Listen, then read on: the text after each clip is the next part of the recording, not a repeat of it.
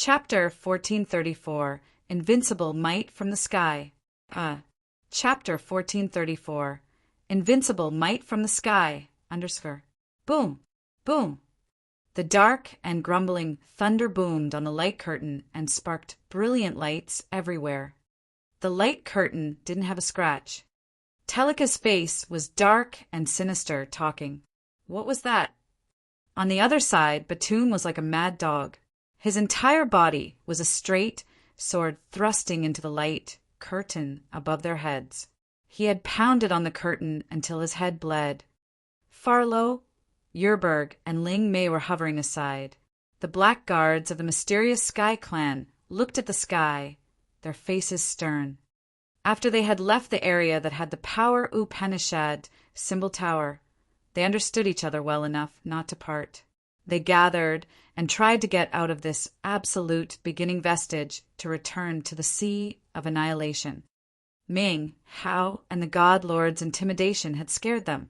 When they saw Sher Yan's Power Upanishad devour Gon Fu, they finally collapsed. They finally noticed that with their power, it was impossible to rob the Power Upanishad symbol tower. Ling Mei and Batum were resolute warriors. Seeing that they couldn't change the situation, they immediately changed the plan. They understood that as long as they got rid of this light barrier and reported to their seniors in the clans, those real experts would come immediately. The 7 great clans knew about the legends of the Power Upanishad symbol tower. However, until now, no clan had ever had a complete tower. To vie for the Power Upanishad symbol tower, those territory ancestor realm experts weren't going to hesitate to pay any price. The Power Upanishad symbol tower could produce the absolute beginning original symbol that had the ultimate Power Upanishad, the supernatural power. From this aspect, the Power Upanishad symbol tower was even more precious than an absolute beginning divine weapon. As long as we escape this area and release the news, none of them can run away, said Ling Mei. The others nodded in agreement. Batum's god power surged. His body turned slightly transparent. He moved forward, his 2 hands creating a great storm, hitting the light curtain. The curtain light was still closed. Ling Mei and Farlow became serious. It's not good if we continue that way. If we consume more energy, once they chase us here, it'll be a lot of trouble, said Ling Mei. Do you have any suggestion? Farlow knitted her brows. Although we've assigned Batum to break the light curtain, we can't stay idle. I'm sure they will come after us. Ling Mei wore a cold face. I'm sure we will have a bloody battle soon. We should prepare from now on. Yeah, from this area, we're going to set up as many barriers, formations, and restrictions as we can. Taking a deep breath, she continued. If we can't avoid it, we must risk our life once. If we're well prepared, we can take the upper hand first. Farlow nodded. True, I support your idea. We should carry it out immediately. Batum, you try to deal with that light barrier. We're going to implement our plan now. Ling Mei lifted her head to notice Batum and then shouted, commanding her black guards, Teleka, Yerberg, and Farlow, from where they were staying as the center. They set up and expanded many barriers. Halos, lightning walls, and lakes appeared in the massive ruins. Ling Mei, Farlow, and the others moved around, urging their powers and using so many secret treasures to set up traps. Dash! Over there! In the middle of the ruins, Ming Hao rose one hand and pointed in one direction. He said darkly, They're setting up defensive barriers and restrictions. It seems like they want to fight against us with their lives. Yeah, I think they've recognized that they can't get out and they can't avoid this bloody battle. That's why they decided to use all that they have to see if they can kill us. The God Lord looked indifferent, his face mocking. They aren't wrong and their deeds aren't ordinary. Unfortunately, they're too naive. Ming, Hao, and the God Lord had swaggered in this world for dozens of thousands of years. The blood that their hands bled was even more than the amount of water in the sea. They were real, great demons with absolute confidence and pride. For example, when the god lord was at third sky of a mortal realm. He had fought against Bloodthirsty at the territory ancestor realm. Although Bloodthirsty had already been hurt before, his victory was still enough to prove his intimidation. Dozens of thousands of years ago, Ming Hao, the chief of Soul Control Force, had already had tens of thousands of clones. He had subdued and controlled the leaders of many star areas. He had single-handedly grown the Soul Control Force vigorously to resist the God Clan. Also, the God Clan had spent 10,000 years and couldn't touch his shadow. This expert was truly sharp-witted and cunning. Audrey floated on the massive, brutal Soul Lotus throne. Her eyes were clear but cold. She curled the corners of her mouth as if she was angry. While her bright eyes moved around, she often checked Shi Yan and Meiji. She looked more intense as her discontent was swelling in her heart. Shi Yan and Meiji moved shoulder by shoulder. They were whispering as if they were talking about some deal or agreement. With your individual power, even if you have the Power Upanishad symbol tower, it's hard to create another absolute beginning original symbol. You can't find that enormous amount of materials. Meiji wore a smile on her face. She had regained her gorgeousness. To refine an absolute beginning original symbol, it could require the experts that top one territory. The sources you have can't do that, but our Phantom Clan can. What do you think? Meiji felt sincerely joyful. She knew how precious the Power Upanishad symbol tower was.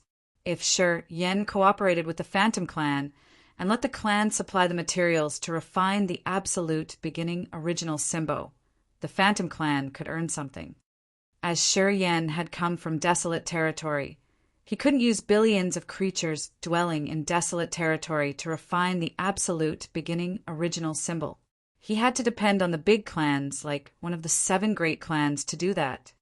Today, because Ling Mei had turned her back to him, no matter what Tu Shirqi and Yiyun had promised him, he couldn't cooperate with the mysterious Sky Clan anymore. Besides, Shi Yan had offended the Black Demon Clan, the Ancient Monster Clan, the Soul Clan, and the Devouring Clan, leaving him with only the Phantom Clan and the White Bone Clan to choose. Meiji had calculated detailedly. She couldn't hide her bright face. She believed that if her seniors knew that she could bring Shi Yan to the Phantom Clan with a complete Power Upanishad symbol tower, they would kick Batum away. Compared to the Power Upanishad symbol tower, Batum's value was worthless. Especially in this case, Shi Yan also knew dark energy, which gave him a certain chance to reach the territory ancestor realm. The feeling of having a fortune fall from the sky comforted Meiji and made her happy. She couldn't help but smile. But what if they want me to be his woman to strengthen the bond? What should I do then? For the sake of the Phantom Clan, I should do that, right? Right, for the clan. Not that I like him. Yeah, that's true. Meiji thought and suddenly felt light.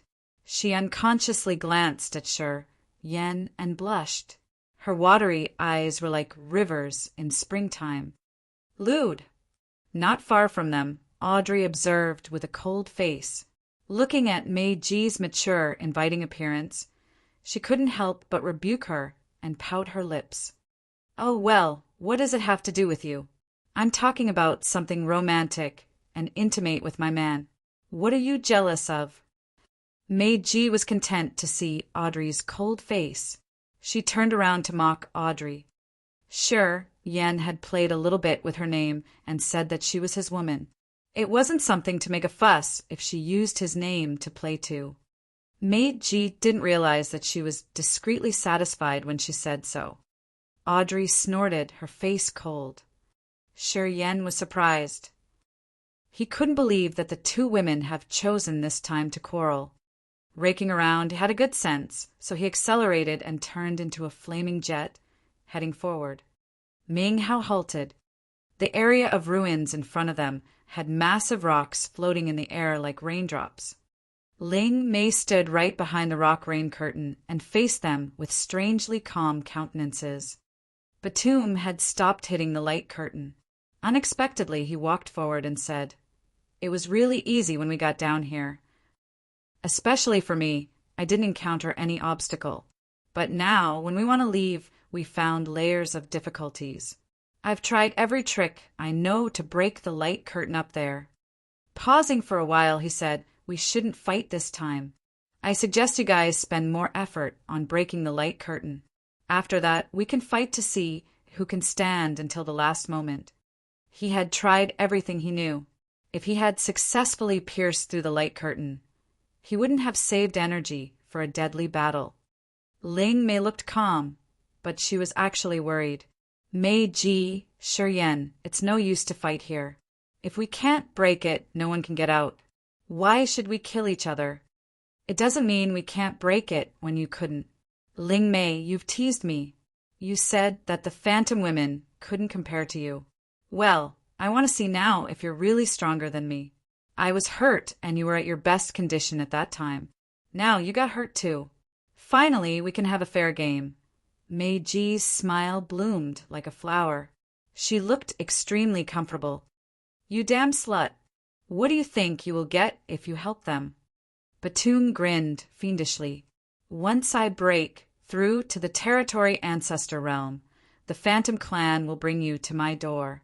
Well, let's see how I will play with you then." "Well, I'm afraid you don't have that chance," intervened Shiyan. "Because of you only?" Batum sneered. When Mei Ji said that they could break the light curtain, Batum knew that his suggestions couldn't work. He couldn't move his enemies verbally. He finally understood that the coming battle was inevitable. Almost instantly, he had made a heartless decision. He threw all the things that made him hesitant behind his head. He was ready to die in this battle. "Even if you want to get through our arrangement, you have to pay a bloody price." Ling Mei gritted her teeth and said with a cold face, "Mei Ji, come fight me." "What price will we possibly have to pay?" Shiyan felt funny. His eyes flashed strangely. The Power Upanishad symbol tower emerged from his head. In just a blink of an eye, it had ballooned and become as imposing as a grand mountain. He didn't know the secrets of the Power Upanishad symbol tower and the light curtain, but he knew that they had a close relationship. He knew one thing. Under this light curtain, the Power Upanishad symbol tower were never damaged by barriers, restrictions, or formations. Indeed, when the Power Upanishad symbol tower slowly landed, it hit a lightning circle first. When the first thunder sounded, the light curtain above their heads radiated a blinding light. The intense light shot out from the sky, shining on that area with barriers and restrictions. When the Power Upanishad symbol tower landed, thunder boomed in that area, followed by earth-shaking explosions. All the defenses Ling Mei and the others had set up were destroyed. Chapter 1435. Enjoy a carefree meal. Chapter 1435. Enjoy a carefree meal. Underscore the Power Upanishad symbol tower spun and released a dazzling, rainbow-like light. It looked like an eternal sun. Light columns that were hundreds of meters long shone directly on the Power Upanishad symbol tower. The tower was now bigger and more intimidating. It was more colossal than a mountain. Standing next to it, Shiyan, Ming Hao, and the others were like small butterflies or gray light dots. The Power Upanishad symbol tower slowly descended and brought pressure that could even destroy the entire world. So many lights shot rapidly like meteors. All the restrictions, barriers, and formations bloomed magnificently like fireworks. Their debut was so marvelous, but their ends came close after. How could it be? Ling Mei groaned in agony. Her face twisted as she felt her energy all get drained. She was deeply frightened. Batum was bewildered. Seeing the Power Upanishad symbol tower slowly pressing, he changed his face and screamed, "Retreat!" Instantly, everybody urged their power and fled as fast as possible. They were afraid that the Power Upanishad symbol tower would smash them. Boom! The Power Upanishad symbol tower sat like a mountain and mashed all ruins of palaces and towers. Eventually, it stood majestically on the ground. Shi Yan was bewildered. He couldn't help but scream, "Awesome!" Ming Hao and the god Lord looked surprised. They felt awkward when the Power Upanishad symbol tower landed. It seemed like the Power Upanishad symbol tower could draw the power from the light curtain. The moment it landed, a power that could destroy the world appeared and made Ming Hao and the god Lord feel small. They exchanged looks, and they saw fear in each other's eyes. They understood that if they hadn't ducked and stayed right under the tower, they wouldn't have escaped death when it pressed down. That power was even scarier than the heaven might. How could you do that? Mei Ji's beautiful eyes rippled beautiful light. She smiled as if she was enjoying the New Year's celebration. It's so interesting to see Ling Mei like a stray gray dog. Ling Mei ran away from under the Power Upanishad symbol tower. She had dust all over her body, and even in her hair. She looked indeed helter-skelter. The black guards of the mysterious Sky Clan were aghast. They looked at the tower and shivered. Telika and Yerberg had gloomy eyes. They looked terror-struck. "It seems like your defense is useless." "Haha, I thought you were tough enough, weren't you?" Mei Ji giggled and moved like a graceful snake woman. Her hips swayed on her way toward Ling Mei. "Come and have a decent fight. Let's see if you can defeat me." Mei Ji looked cold instantly, ice spreading in her eyes. Crack, crack, crack. Under her feet, the rocks were frozen and shattered. Pieces of ice shot everywhere. Her long hair flew in the wind like icy, silver needles, which made her wilder and colder. Instantly, hundreds of thousands of tiny ice needles shot out from her body.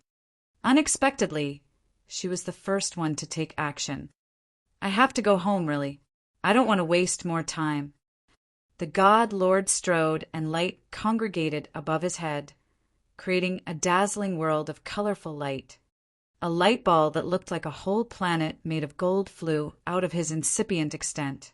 The light ball spun, crushing space and falling on Telika, Yerberg, and Farlow.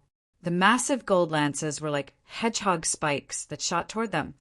Telika, Yerbo, and Farlow, the three outstanding warriors of the 7 great clans, looked like they were made of gold under that gold light. The gold light on their bodies was blazing to the others. Puffed. Telika spurted blood. Countless gold. Gory holes appeared on his body as he began to bleed terribly. Yarberg and Farlow weren't better. They were also bleeding when the gold lights hit them. They were taken down. Soul-devouring. Shi Yan glided past the Power Upanishad symbol tower. While moving, he whispered something. The black hole flew out of his glabella. Just like a massive mouth, it opened and snatched Yerberg, Farlow, and Telika. It was ready to swallow their soul altars when they got out of their bodies. Seeing the black hole coming, Yerberg and the other 2 were desperate. They knew that they couldn't even escape using the soul. "You can't flee," the god Lord strolled to them, light radiating from him. Beams of holy, pure light cut and gashed their bodies like sharp blades. They were minced into pieces of flesh. Farlow was also at 3rd sky of Immortal Realm. However, she didn't have a bit of energy to resist the god Lord. As their bodies were destroyed, their soul altars had to leave quickly. They tried their best to run. There came a terrifying suction force from the black hole that was aimed at their soul altars. Invisible ropes tied them down. No matter how hard they wiggled, they couldn't escape. One after another, they were sucked into the black hole. After the 3 soul altars were dragged into the black hole, Shi Yan's soul felt like he was having a great feast. Both of the souls were extremely satisfied. "You guys should go with them too." The god Lord sounded calm. His shadow swiftly moved and reappeared by the members of the mysterious Sky Clan behind Ling Mei. A new world of magnificent light arose and turned into a massive hand of a light god that grabbed the black guards. They were squeezed to death. Sher-Yan's black hole came after and swallowed the soul altars of those black guards. He felt happier indeed.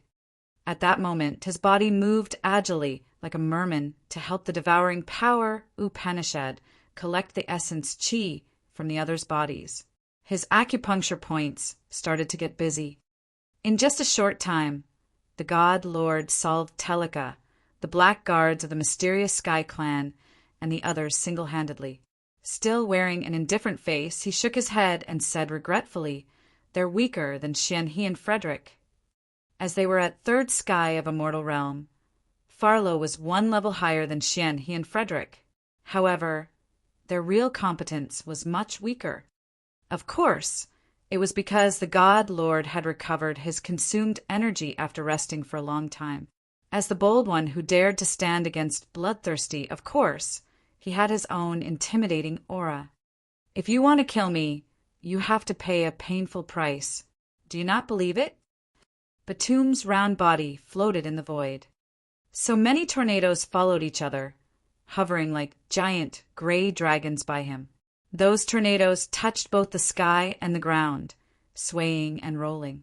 They were like gray smoke and mist that burst to the sky or the tongue of some fearful demons. A strange energy fluctuated from the center of those tornadoes, which made Ming Hao frown. Sher-Yan focused on sensing and then spoke. "It's dark energy. Those tornadoes have bits of dark energy in the center. He has not reached the territory ancestor realm yet, so he can only use the energy that way. Even if he doesn't understand the dark energy thoroughly, it's still very powerful." Pausing, Sher-Yan reminded, "He wants to risk his life." Ming Hao pouted his lips and said coldly, "He's way behind our master from that year." "Yeah, he's millions of miles behind. He's just an amateur with a shallow understanding of dark energy, and he thinks he can overturn this situation." Then, beams of light radiated from Ming Hao's body. Instantly, so many big mirrors were conjured in the void. They were like hanging mountains indeed. When Ming Hao's light shone on them, they reflected so many different worlds and illusions. With countless soul clones, the mirrors had reflected Ming Hao's figure everywhere. There were more than tens of thousands of him now. Ming Hao's reflections had filled the entire sky, creating a sea of people and blocking Batum in the middle. It was like an army of tens of thousands of soldiers attacking only Batum. Batum couldn't tell which was his real body. Sher-Yan observed for a while, and he eased his mind, continuing to concentrate on taking in the essence chi from the dead. With the 3 supernatural abilities, soul control, cloning, and space, Ming Hao had become the greatest magician ever in this world. He could even trouble a territory ancestor realm expert. A bungler like Batum was no match. Crucial ice explode. On the other side, Mei Ji wore an icy face, facing Ling Mei and striking crazily. Ice exploded everywhere and sent ice sabers to Ling Mei. Ling Mei was hiding in a water pond where water was surging and creating layers to defend against the ice explosions. Mei Ji sneered and pressed forward. More ice exploded between her and Ling Mei. It looked like countless dynamites had been buried in the ice and went off at the same time, sending so many icicles that were dozens of meters long toward the water pond. Ling Mei paled inside the water pond. The light in her eyes slowly dimmed out. "Well, didn't you brutally attack me?" Mei Ji jeered. "If I hadn't been hurt and still had all my energy, how are you going to defeat me? At this moment, we aren't very different, and you're only hiding from me." Ling Mei gritted her teeth and said nothing. "Well, let me tell you something." Mei Ji walked toward her, lowering her voice. "Do you know what is the worst thing you've done?" Ling Mei was bewildered. "You should have listened to Tu Shirqi. You should have tried your best to create a good relationship with Sher-Yan. Then you could have gotten the power Upanishad symbol tower. With only his individual competence, He couldn't refine the absolute beginning original symbol. It's obvious. Only those of the 7 great clans have the capacity to do that. Because you're greedy. You have to bury your corpse here with nothing. It's really ridiculous, you say. You think you're smart, but it's just you who thinks so. Thus, you're not as strong as me. You will never defeat me, regardless it is power, will, or judgment, said Meiji arrogantly. Puffed, puffed, puffed. Countless icicles shot over and destroyed the water layers, piercing Ling Mei. Ling Mei shook hard, her waist bleeding. The light in her eyes dimmed. Meiji wasn't polite. She continued to attack more harshly with her ice power Upanishad, hitting the water pond directly. Shi Yan squinted and watched Ling Mei for a while. He knew she couldn't escape death this time. Then he turned to Batum. God Lord, sir, if you want to go home early, put more effort. We should finish Batum soon. Don't waste people's time. The God Lord snorted. Pondering for a while, he jumped into the fantasy world that Ming Hao had created. Shortly after, Shi Yan heard Batum screeching. It seemed like he wasn't far from death. Chapter 1436. A Strong Current. Chapter 1436. A Strong Current. Inside the fantasy space mirrors, Batum's voice weakened. The God Lord and Ming Hao had joined hands to kill him. Batum couldn't get out with his body. Indeed, when the scream from the mirrors ceased, Batum's soul altar flew out like a breeze of wind, trying to escape. Shi Yan's black hole was hovering by the light curtain and waiting for him patiently. A soul-sucking force came. Batum's soul struggled hard, but he couldn't escape. Following Yerbo and the others, he was dragged into the black hole. Almost at the same time, the water pond that Ling Mei's power had created froze as the icy energy intruded. Inside the water pond, Ling Mei was a beautiful ice sculpture locked in the pond. From a distance, it looked like she was sealed in a world of ice where only the beauty of the coldness was exposed. Ling Mei's breathing slowly subsided. Her gloomy eyes looked at Shi Yan from a distance as she tried to shake her head. Her eyes showed her deep regret. She regretted that she didn't listen to Tu Shi's advice. She regretted that she didn't make a precise assumption. She had caused the deaths of her team and herself. She knew Tu Shi was correct. Unfortunately, it was too late to regret. I know you owe Tu Shi a favor. Meiji resumed her graceful charm, her eyes bright.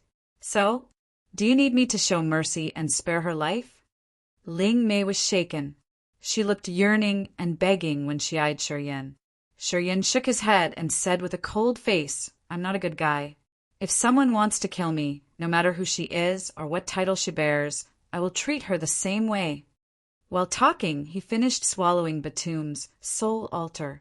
Then he landed on the frozen water pond. His 10 fingers interlaced and sent 10 sharp blades that gashed the frozen pond. Crack! Crack! The space sabers cut the pond into numerous pieces. Of course, Ling Mei was frozen inside and couldn't escape. Her body was like a diamond under the cutter. The black hole, an ability of devouring power Upanishad, came as a massive mouth. Without giving time for Ling Mei to resist, a soul-sucking force came and swallowed her within one attempt. You're truly evil and heartless. You can do such things to a beautiful flower? Ling Mei of the mysterious Sky Clan was famous for her glamour. You killed her. Don't you feel regret? Meiji smiled and teased Shi Yan, her eyes bright and excited. Beautiful women are everywhere. It's not rare. It doesn't matter how many of them die. Shi Yan frowned and lifted his head to watch the sky. We need to break that light curtain to leave soon. Yeah, and you must hurry. Those dead warriors had high positions in their clans. Their souls should have some connection. Ming Hong was lying on Audrey's shoulder and talking in a low voice. You got this, don't you? He turned to Meiji. Meiji's smile ceased, and she nodded. Yerberg and Ling Mei were important warriors in their clans. Usually, a wisp of their souls are connected to some treasures. When their souls died, those treasures react. You mean the members of the 7 clans already know that Yerberg, Lingmei, and Telika are murdered? Shi Yan changed his visage slightly. Possibly, Meiji confirmed. Anyway, we must kill them. If they sent information, the others will know what happened here. They would know about the Power Upanishad symbol tower and the absolute beginning original symbol. They can even know the location. Pausing for a while, she continued, but now they only know that Yerberg and Lingmei were dead. They wouldn't know what had happened down here or the location.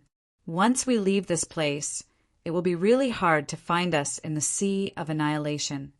She's right. We should hurry to leave before they get here. Otherwise, it will be very troublesome. They said that Tate's teacher is in the Sea of Annihilation too. If he knows, I think we won't be able to live. We should return to desolate territory as quickly as possible, Ming Hong said sternly. He had refined Sing's soul, so he knew many secrets of the Soul Clan. He knew how terrifying that person was. It was easy to guess that Tate's death would enrage that person. Thus he was a little scared. Tate's teacher. The God Lord's bold voice arose.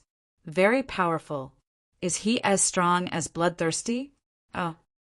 Neptune is one of the 3 great territory ancestors of the Soul Clan.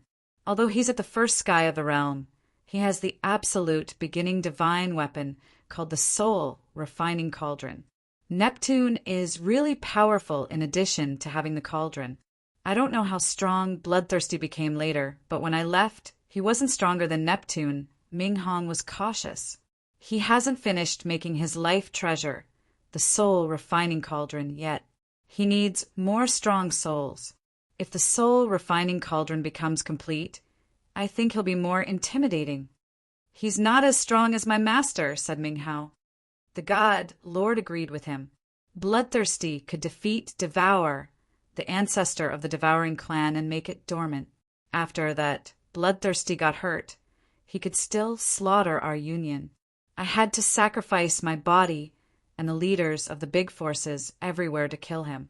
Neptune can't compare to Bloodthirsty in his best condition. I don't know who Bloodthirsty is, but I know Neptune's really formidable. If he can tame the Soul Refining Cauldron to reach second sky of Territory Ancestor Realm, he will become one of the 10 great Territory Ancestors. When he comes here, none of us will be able to resist him. Batum and Ganfu are just rookies compared to him, intervened Meiji. I think we can't fight against Neptune now, said Ming Hong.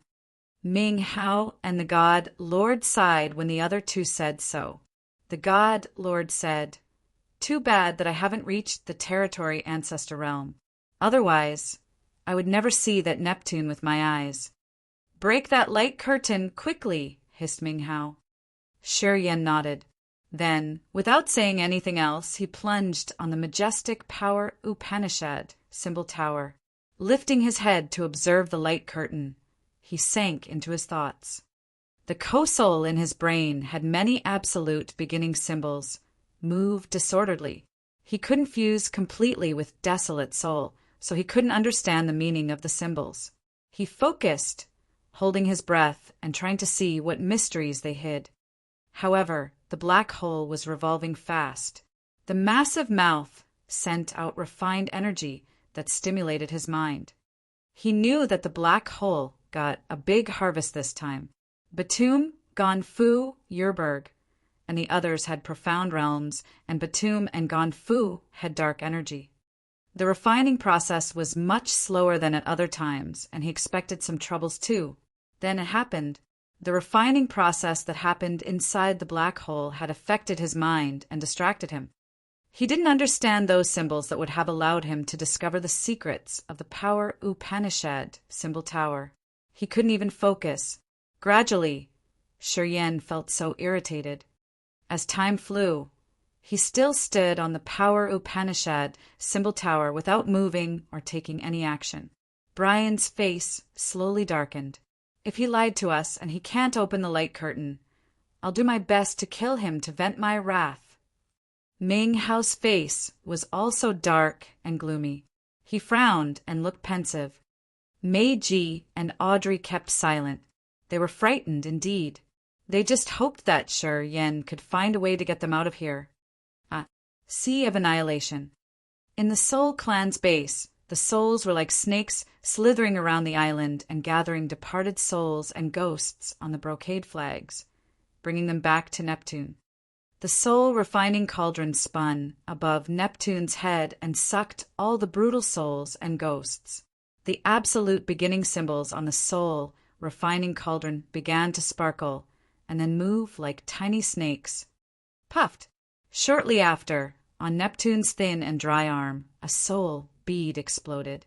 It turned into wisps of smoke, congregating and creating a blurry face. It was Tate, and it was dull and blank without living energy. As he was refining the soul refining cauldron, his eyes darkened when the soul bead shattered. Each disciple of his had given him a soul seal that he kept in a soul bead. From that soul seal, he could sense his disciples' location, or he could smash their souls easily. It was a dark technique to control his disciples. Of course, when his disciples died, he would know it first, and he would even know the location of the incident. Today, Tate's soul bead exploded. Neptune knew what happened.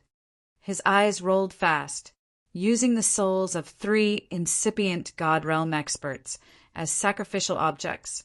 He cast a supernatural technique to search.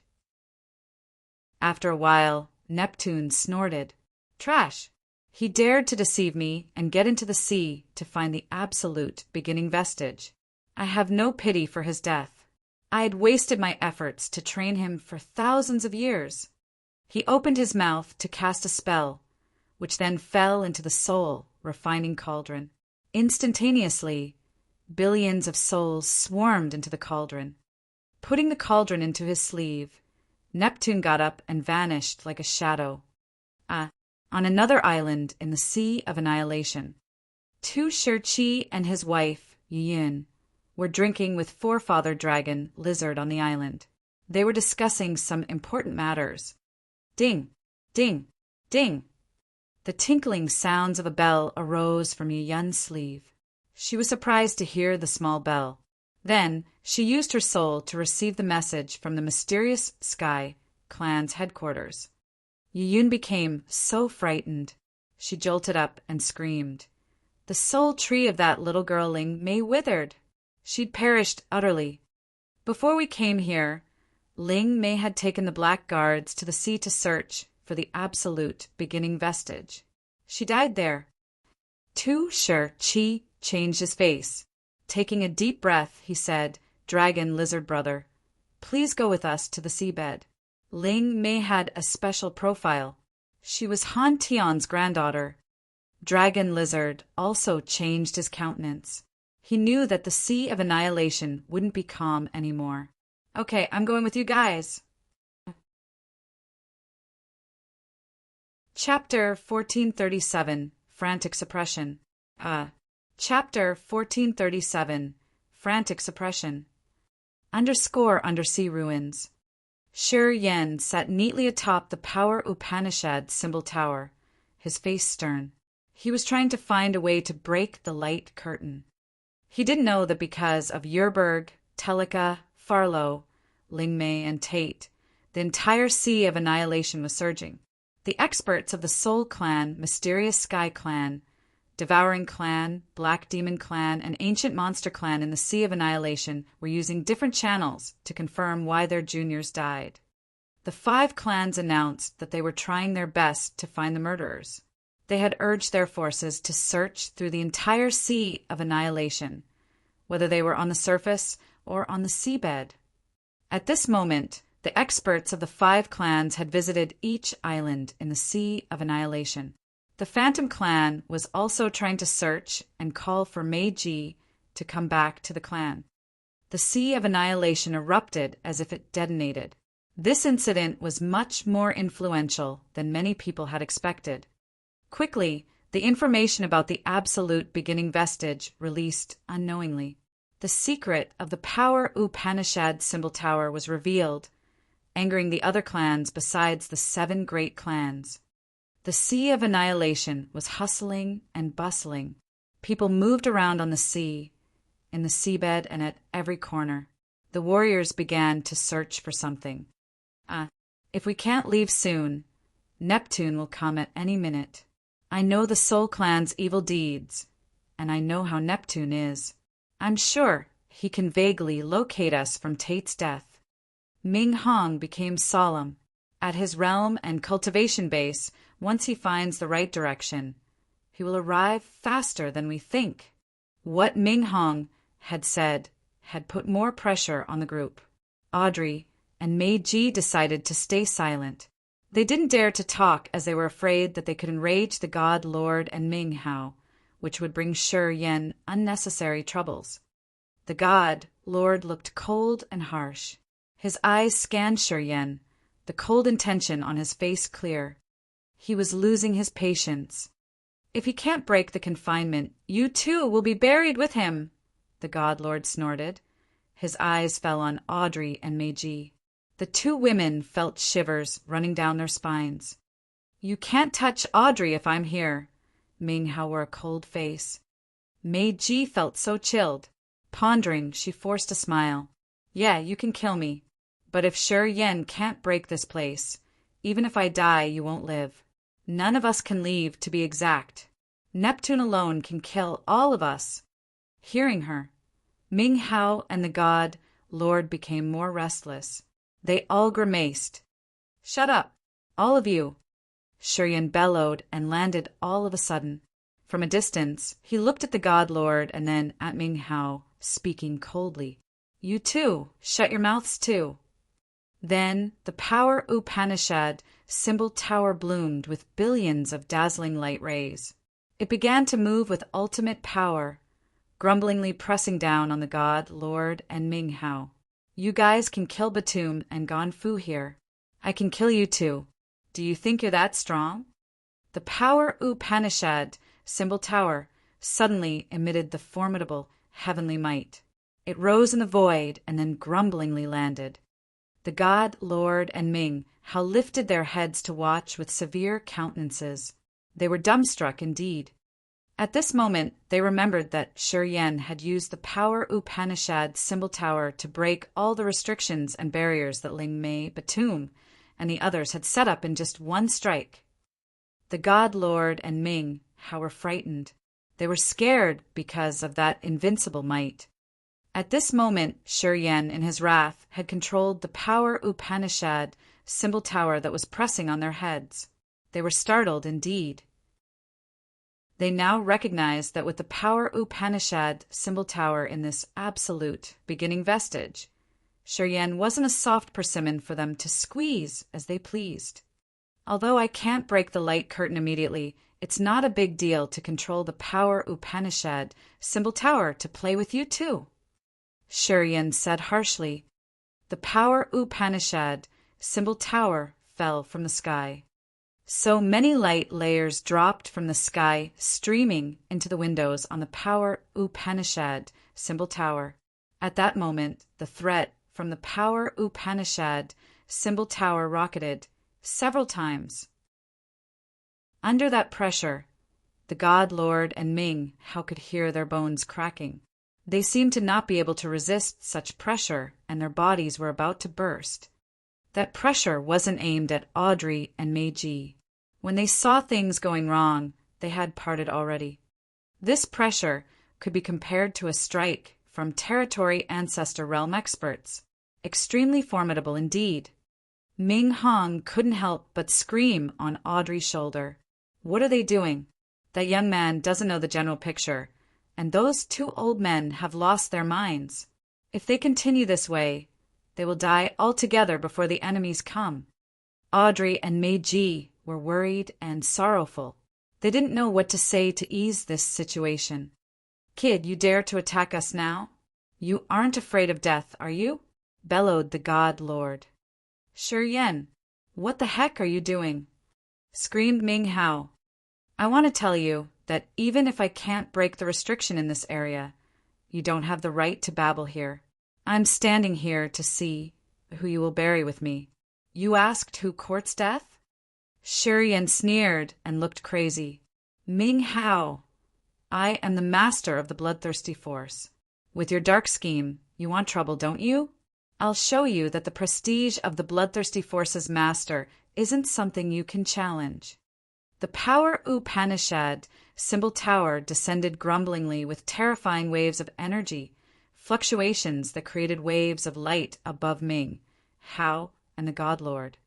Ming Hao and the God Lord straightened their bodies, their hands pushing the sky. One of them had 5 stars revolving, and the other had billions of clones.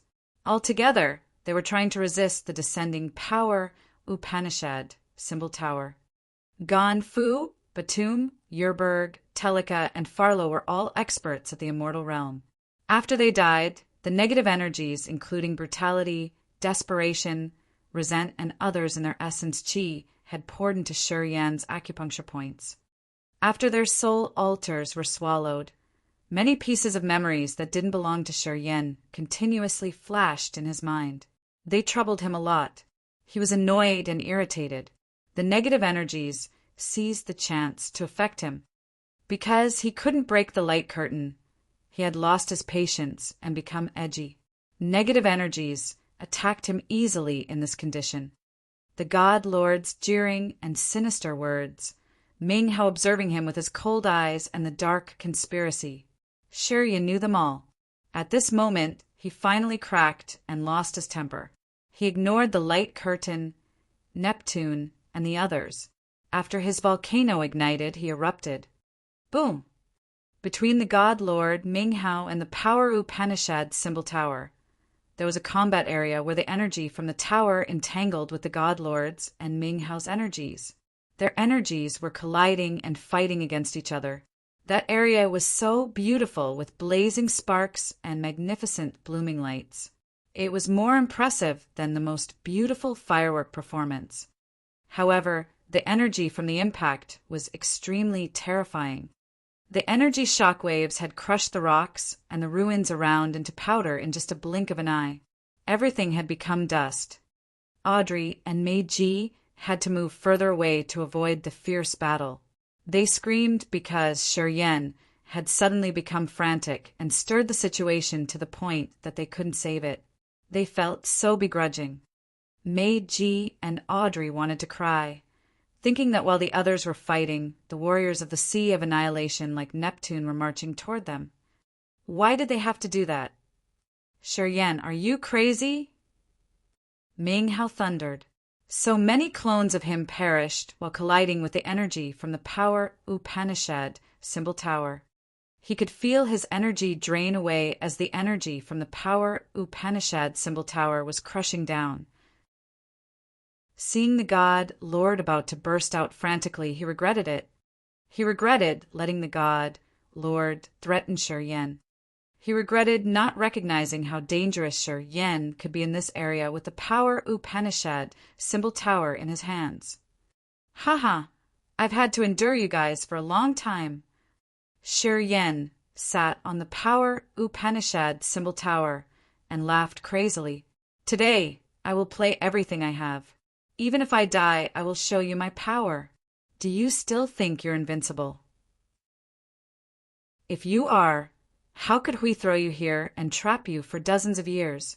Well, if you don't see the danger, you won't remember for a long time.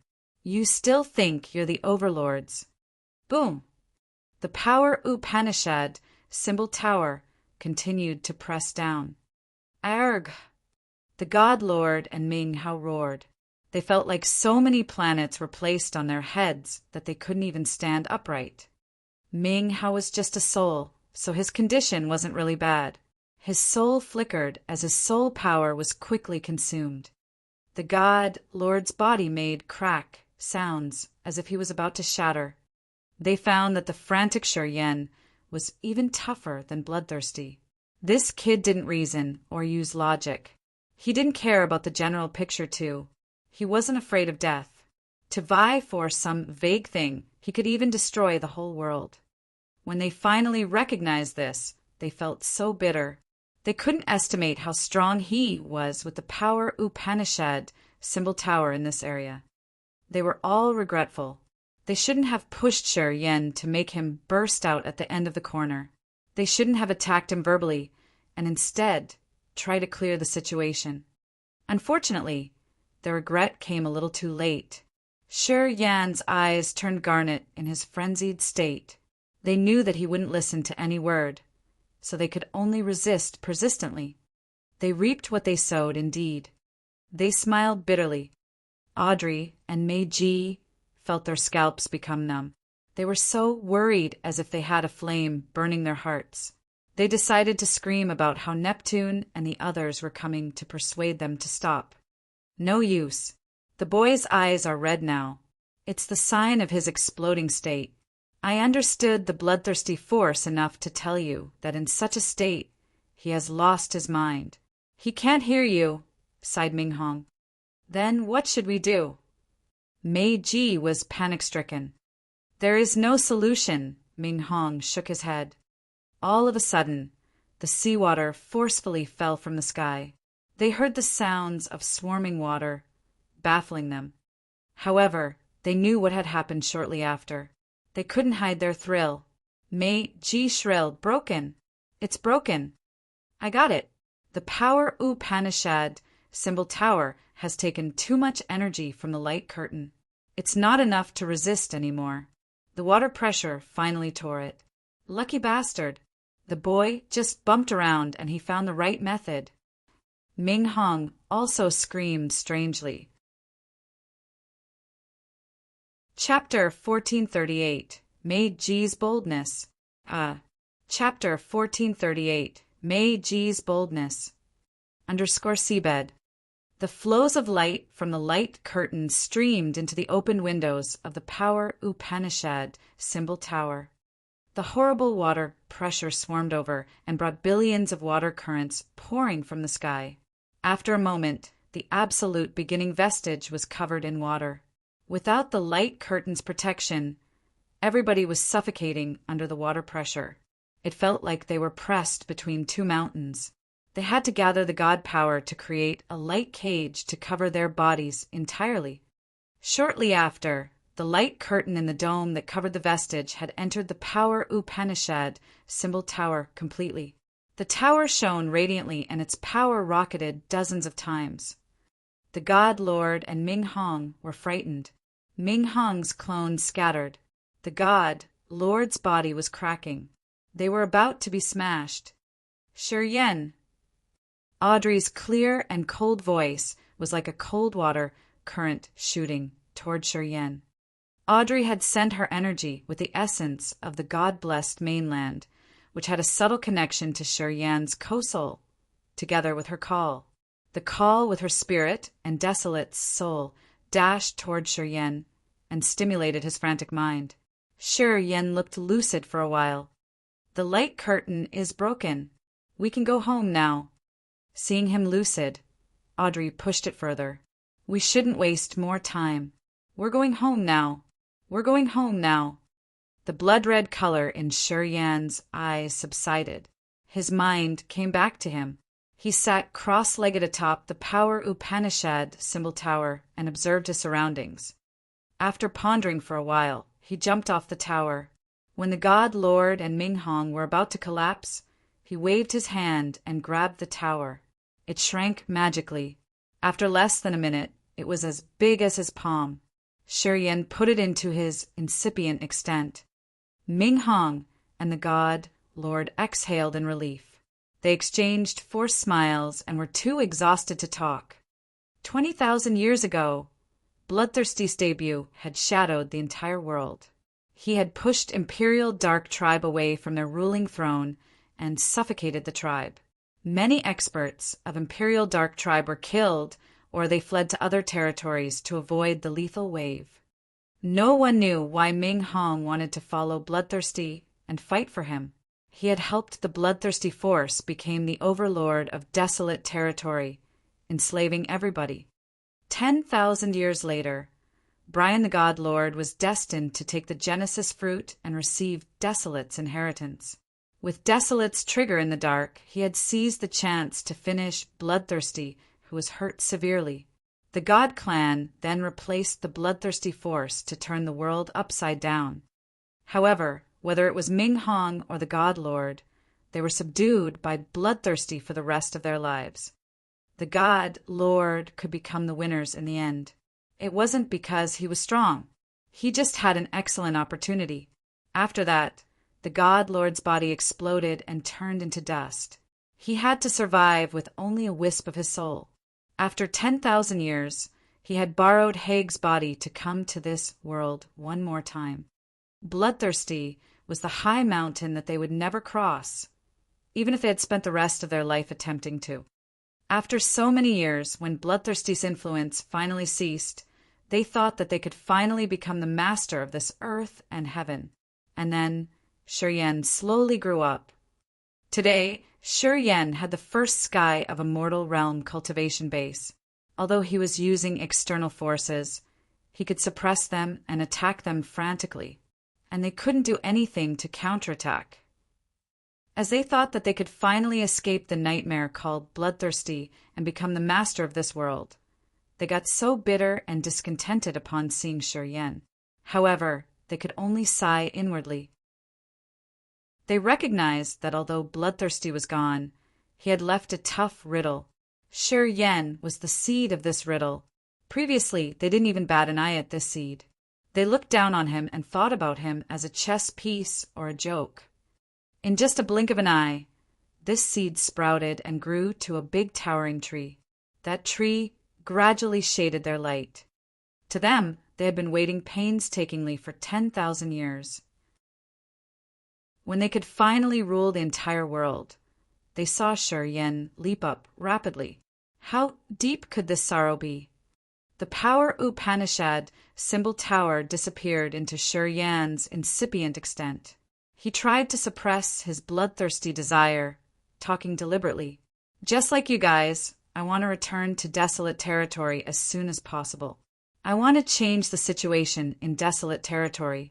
If you think you can squeeze me or kill me, I'm telling you, you've highly appraised yourself.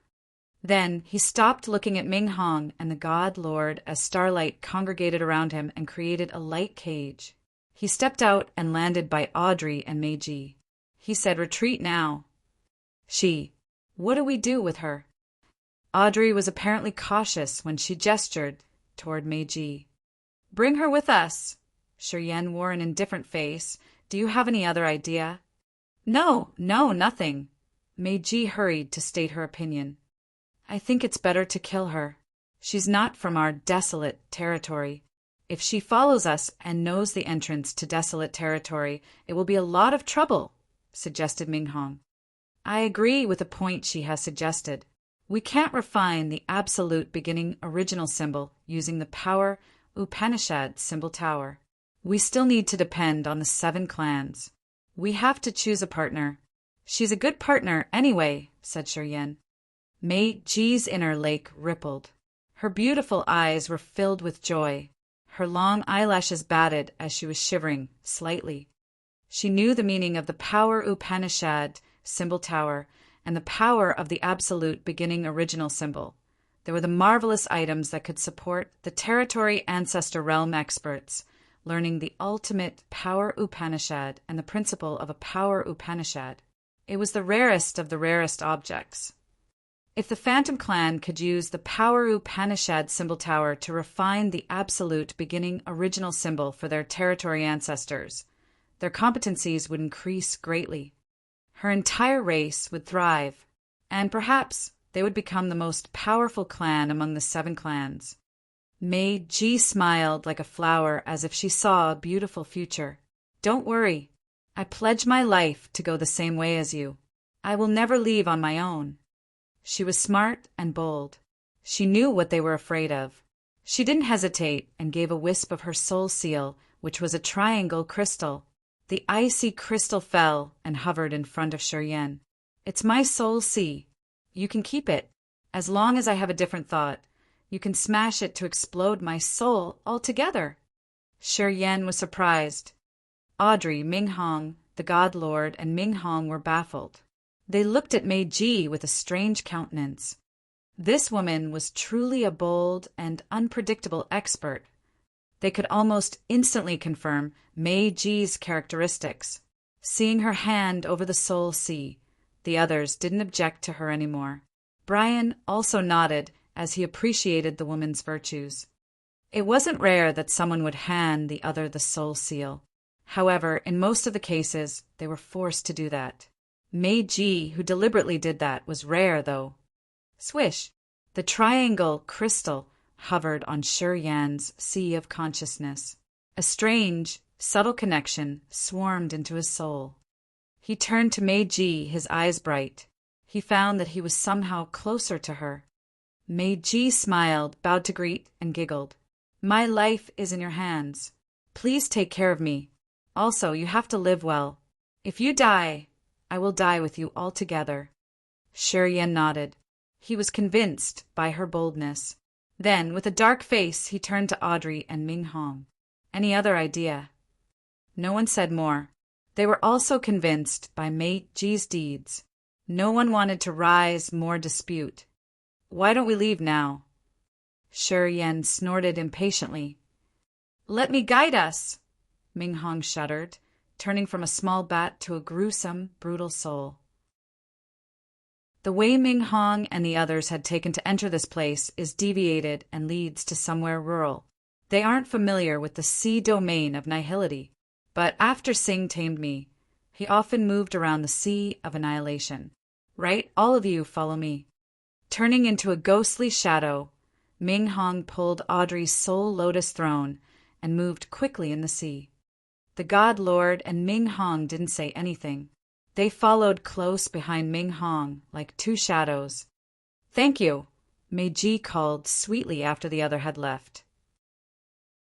While Yan was still baffled, her voluptuous body had wormed into his starlight cage. Her beautiful lips pecked on his left cheek like the dragonfly gliding above the water. She said honestly, without your protection, I would have ended up like Batum and Ling Mei. I wouldn't have escaped death.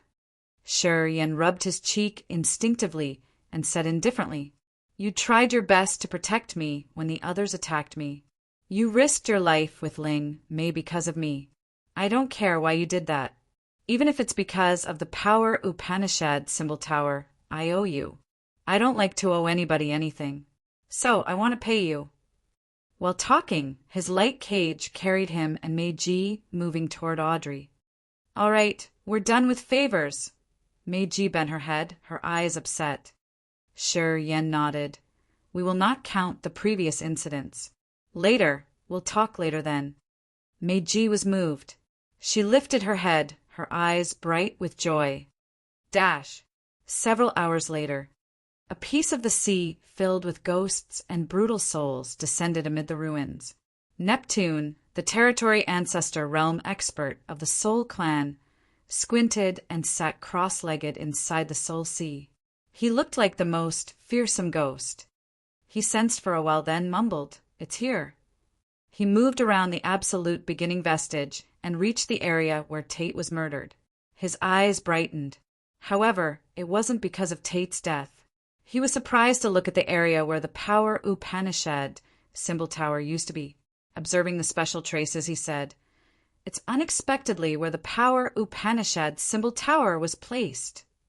Then, so many souls flew out of the sea of souls underneath his body and moved in every direction to search for something. After a while, he couldn't spot any soul energy fluctuation. His face gradually darkened. I'm sure they're still in the sea of annihilation. I don't think I can't find you. He pondered for a while. A jet-black bead was conjured in front of his eyes. The bead was shimmering and showing the faces of the Soul Clan members. All clansmen in the sea of annihilation, find me. He took a deep breath, his eyes open wide. A strange water current rolled at the area the Power Upanishad symbol tower used to be. Slowly it became Yan's face. That portrait looked like it was printed out. Find me this man. Mobilize all of our members. Then he closed his eyes and tried to sense further. Just a kid at first sky of a mortal realm.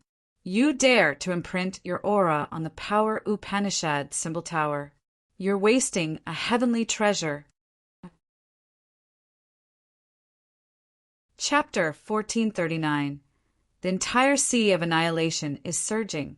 Chapter 1439. The entire sea of annihilation is surging. Neptune spread the news. From this area, his discreet searching expanded. Not long after he had gone, Forefather Dragon Lizard, Tu-Shir-Chi, and Yin landed in the middle of ruins on the seabed. They could feel Ling Mei's lingering aura. Finally, they confirmed she was killed. I wonder who did that. Not everybody knows the relationship between Ling Mei and Forefather Han Tian. Perhaps the one who murdered her didn't know that either. Yin felt her heart was hung up high. She was begrudging and didn't know what to do. The outstanding experts among Han Tian's sons were killed in the battlefields, and their soul altars broke while they were breaking through to the new realm. The living ones are just ordinary warriors. However, he has some excellent grandchildren. Ling Mei was the most prominent. Forefather Han Tian had high expectations of her. He had assigned her to the Sea of Annihilation to train further. She didn't fail him, indeed. She achieved a lot while working in the Sea of Annihilation. Her realm had reached the peak of a mortal realm, which surprised and delighted Forefather Han Tian a lot. But now, Yun couldn't continue. Tu-Shir-Chi also wore a heavy countenance. It's really serious this time. If Forefather Han Tian wasn't cultivating in seclusion, he should know this already. Even if he wasn't there yet, the other elders will do their best to solve this. We're in the Sea of Annihilation. We can't avoid the responsibility. If we don't give Forefather Han Tian an explanation, he will boil the entire Sea of Annihilation when he figures this out.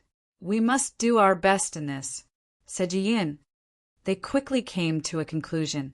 They ordered all members of the mysterious Sky Clan in the Sea of Annihilation to take action and search everything related to the absolute beginning vestige. On the base of the Devouring Clan in the Sea of Annihilation, a haggard old man of the Devouring Clan was chanting Gon Fu's name with dull and watery eyes. He was struggling in grief. He was Gon Fu's husband, Chi-Mo, who cultivated Chaos Power Upanishad. Just like Gon Fu, he had touched dark energy and was just one step away from the Territory Ancestor Realm. He had just returned from the Devouring Clan's headquarters with an enormous amount of materials. He had planned to build the territory with Gon Fu. As soon as he arrived, his heart beat frantically. He realized he had lost the connection with Gon Fu's soul. He immediately recognized that Gon Fu was in danger. He chanted Gon Fu's name and sent soul energy with his calling to the seabed. Gradually, he had located where Gon Fu died. Then he did what Neptune and Tu-Shir-Chi did. He called for all members of the clan to take action.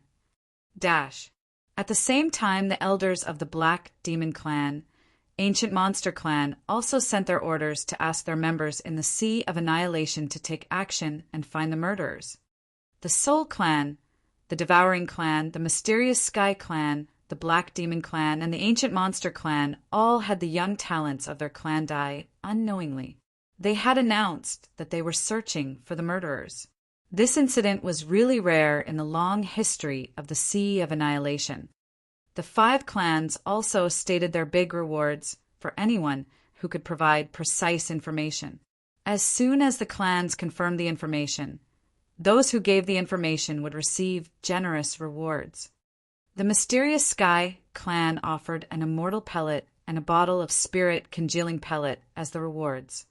The Soul Clan used 5 Heavenly Soul Beads as rewards. The Heavenly Soul Beads were suitable for every expert at the Immortal Realm. It could mend the soul, alter magically. Territory Ancestor Neptune had refined those beads. Chi-Mo's spouse of the Devouring Clan was killed. In his rage, he had offered many materials to refine the territory when he broke through to the Territory Ancestor Realm to award anyone with the correct information. The Black Demon Clan promised 3 kinds of pellets to refine the body. Those pellets could produce flesh and blood chi. They were a great help to transform the body and to understand dark energy. The ancient demon clan offered a set of armor made of broken pieces of absolute beginning divine weapons as a reward. Rumors said that the said armor could resist a territory ancestor realm expert's attack 3 times. It was a precious treasure to protect one's life. The 5 clans had promised generous rewards that had shaken the entire sea of annihilation. So many warriors were stimulated. The immortal pellet, the spirit congealing pellet, the heavenly soul beads, the pellets that boosted the chance to understand dark energy, the armor that could resist the territory ancestor's attack 3 times. All of them were rare and extremely precious items. The onlookers were stirred. Whether they knew the truth or not, they were attracted by the big rewards the 5 clans had offered. They worked themselves into a frenzy to search the surface and the seabed. For the time being, so many powerful experts, and even the hermits stopped secluding to join the crowd to search. Information related to the Power Upanishad symbol tower and the Absolute beginning original symbol quickly spread out. This was even a bigger bomb to the other domineering clans in the Sea of Annihilation. They were all moved. The real characters who knew how precious the Power Upanishad symbol tower was finally knew why the 5 clans had offered their fundamental treasures to find someone. Also, it wasn't because of their dead members. They wanted the Power Upanishad symbol tower. The entire Sea of Annihilation was boiling. Deep under the sea, Ming Hao had turned into a brutal soul that looked like a monster dragon, pulling Audrey's soul lotus throne and heading in a direction. The God Lord and Ming Hao followed them close behind. Shi Yan and Mei Ji shared the same light cage protection. They moved behind, but didn't go close to the others. Inside the light protection, a water drop-shaped pendant that lay on her milky chest suddenly murmured, like running water. Mei Ji frowned, and her slender finger poked the jade pendant, dipping it into her soft flesh, which emphasized her ample breasts even more. Mei Ji's attractive face gradually filled with black clouds as she listened to the report sent through the jade pendant, her eyes downcast. "What happened?" asked Shi Yan. Mei Ji's face was abnormal. She took a deep breath and frowned, moved close to them. They should know something too. "Are you serious?" Shi Yan recognized that something was wrong and pulled a solemn face. Mei Ji nodded with a bitter smile. Shi Yan didn't say more. The light cage accelerated like a shooting star and stopped Audrey, Ming Hao, and the God Lord. "Hold on for a while. There's trouble." Audrey, Ming Hao, and the God Lord slowed down and looked at them in surprise as they didn't know what had happened. The mysterious Sky Clan, Devouring Clan, Soul Clan, Black Demon Clan, and Ancient Monster Clan have promised big rewards for any warrior in the Sea of Annihilation who could provide the information about us. Neptune even has Shi Yan's portrait. I don't know how he did that. Mei Ji knitted her brows. Also, I don't know why they know about the Power Upanishad symbol tower and the Absolute beginning original symbol. Right now, the entire Sea of Annihilation is seething. Every clan on the surface and undersea was notified. The warriors of the entire Sea of Annihilation are searching for us. Hearing her, the others discolored in fear. They knew how fatal this was. How many warriors are in this Sea of Annihilation? How many experts do they have? The God Lord didn't know much about this place. He hadn't recognized the seriousness of this news. Probably tens of millions. Of course, most of them are low-realm warriors at King God Realm and below. There are around dozens of thousands of original God Realm and incipient God Realm experts. I guess we have several thousand warriors at the Immortal Realm. As far as I know, in addition to Neptune, we have 4 territory ancestor realm experts here.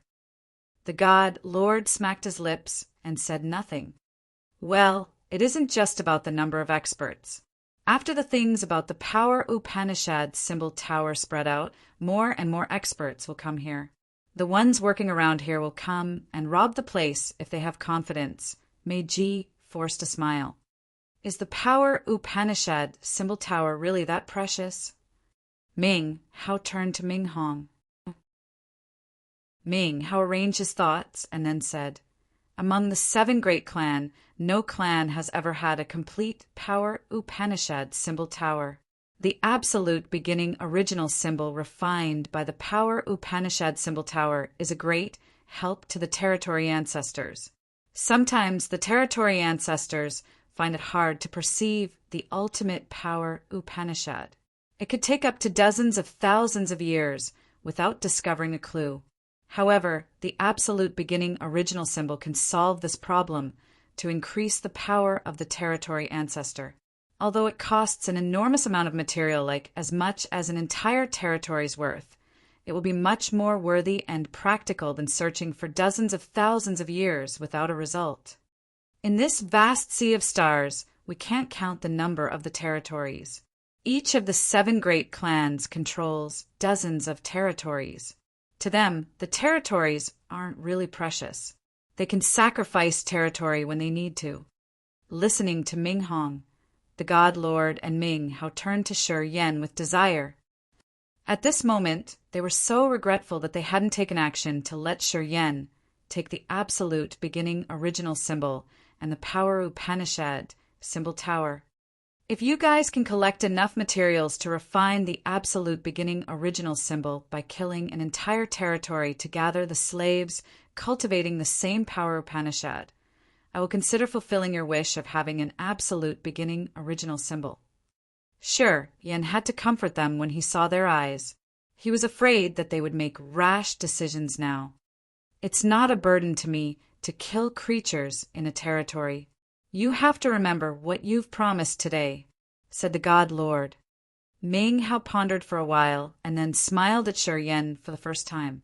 He bowed to Shi Yan. Master, please help and fulfill my wish. Sure, Yan sneered inwardly. He thought, when I get strong enough, who will care if you are alive or dead? Even if I help you, I will make you pay a bloody price. With that thought, he said, quietly, we need to dodge this culpa, and then we will discuss this. How long is it from our location to desolate territory? Asked Audrey. Ming Hong didn't answer. He considered the distance and then said, at our speed it will take 2 or 3 more years. The water pressure in the Sea of Annihilation is really terrifying. If we teleport, we will break our souls. Thus, Ming Hao can't help us with this. If we move on the surface, we'll encounter a lot of enemies. It will be more troublesome. Once the territory ancestors get us, we won't be far from death. Sure, Yan knew that he was right. The water pressure in the Sea of Annihilation was very horrible. He didn't dare to tear the space slit undersea. If he did that, the pressure and the turbulent space current would crush him and break him. Then we still have to move undersea. Since the seabed is much wider than the surface and the water pressure is terrible, using the soul consciousness to survey and explore is also a problem. It's good for us, though, said Meiji. From now on, we must unify and go in the same direction. Shi Yan's voice was strangely calm. From now on, we will kill everyone in our way. It doesn't matter who they are. Otherwise, when the experts find out location, trouble will come unceasingly until we die. Agreed, said the God Lord with an icy cold face. Agreed. Ming Hao nodded indifferently. Understood, nodded Audrey. People then turned to Meiji. Meiji's face was ashen. If we encounter the member of our phantom clan or my good friends, you'll die now or you'll watch them die later. Choose yourself. Ming Hao told Meiji, but his eyes were gazing at Shi Yan. The God Lord, Audrey, and Ming Hong also looked at Shi Yan, because Shi Yan had suggested killing all the warriors in their way, and Meiji was also the one he wanted to protect. Shi Yan nodded and said to Meiji, make up your mind, please. I have to be heartless now. I will kill you now, right here if you disagree with this. Okay, I agree. Meiji felt so chilled. When she got a hold of herself, she hurried to agree. She saw thick, murderous intentions in his eyes. Chapter 1440, Wantonly Massacre. Chapter 1440, Wantonly Massacre. Underscore a corner of the Sea of Annihilation's seabed. 3 massive submarines that were like shuttles made of seashells were moving at a normal speed undersea. This kind of special submarine was made of seashells and specially designed for races living undersea. Different from the terrestrial races, most of the creatures living on the Sea of Annihilation's seabed could endure the terrifying water pressure so they could move deeper undersea. The immensely vast Sea of Annihilation's seabed was much bigger than the surface. It was so suitable for underwater creatures to live. Because of this reason, many clans that loved to live in the sea had relocated and dwelled in the Sea of Annihilation. The population of underwater creatures was much larger than the high-level living beings on the surface. The interior of the 3 submarines was magnificent with pearls, crystals, and precious gemstones. Even the bubbles that were glowing in 5-colored halos. Around 10 members of the Sea Clan had tentacles on the heads, scales on the necks, and antennae on the mouth. They didn't look similar. Anyway, they were drinking and enjoying inside the submarines, talking loudly. Some beautiful Sea Clan female attendants were moving around the submarines and serving the warriors. Sir, the superiority continuously gives orders to us and asks us to pay attention. I heard that the 5 clans have promised big rewards to find someone. What happened? Asked one of the Sea Clan men who was embracing a sexy lady. Some young warriors of the 5 clans had come undersea to find the absolute beginning vestige. Someone killed them all. Their seniors were enraged. They want to find the murderers. Haha, pay attention, guys. If we're lucky enough to see or catch something, we'll be filthy rich. The leader grinned and pointed at a blue crystal ball. Sher Yan's portrait slowly emerged in the ball. This man. The entire Sea of Annihilation is searching for him. I don't know the details, but he'll be dead, certainly. Too many eyes are seeking for him. Yeah, that's why so many strangers have trespassed our territory recently. They run around like mad dogs. We thought that a great war was about to take place. It turns out they're just finding Guy. Aren't they trying to make a scene anyway? Only the ghosts know. Anyway, the entire Sea of Annihilation is chaotic now. I don't know the real reasons either. Thump, thump, thump. All of a sudden, this splendid conch-shaped submarine was filled with drum beats from a round drum that hung on the wall. No one beat it. Thump, thump, thump. The other 2 submarines had the same round drums. At the same time, they were all sounding vehemently. Many members of the Sea Clan with different shapes came from the cabins, looking baffled. The spirit sound receiving drum won't thump without reason. The 3 drums are resounding at the same time. There must be an experts around, one of them cried. This sea territory I isolated. Not many people visit here. Who are the intruders? Only the ghosts know. The people on the surface are crazy. They're trying to find someone. I guess they're intruding us again. It's so damn annoying. Guys, watch out. Those Sea Clan members screamed. The 3 submarines gathered as they stopped drinking. Humans. Strong aura. Thick murderous intention. Are we bumping into them? Abruptly, everyone's heart was palpitating restlessly. They could feel heavy pressure coming from everywhere. A figure with 2 crimson eyes appeared in front of them all of a sudden. He looked like a bloodthirsty beast with a ruthless appearance. He flung his hand, and a massive, toothed starlight saber grumblingly slashed down. The toothed saber was hundreds of meters long and as wide as a door. It carried the flood of starlight, subduing all the crew members of the Sea Clan in just a blink of an eye. Crack! Crack! Crack! The 3 submarines were halved into 6 pieces. Around 10 warriors were halved too. Without giving the others time to counterattack, the attacker had wildly dashed over and slaughtered. It's him. He's the one that the 5 clans wants. Rich. We're gonna be rich.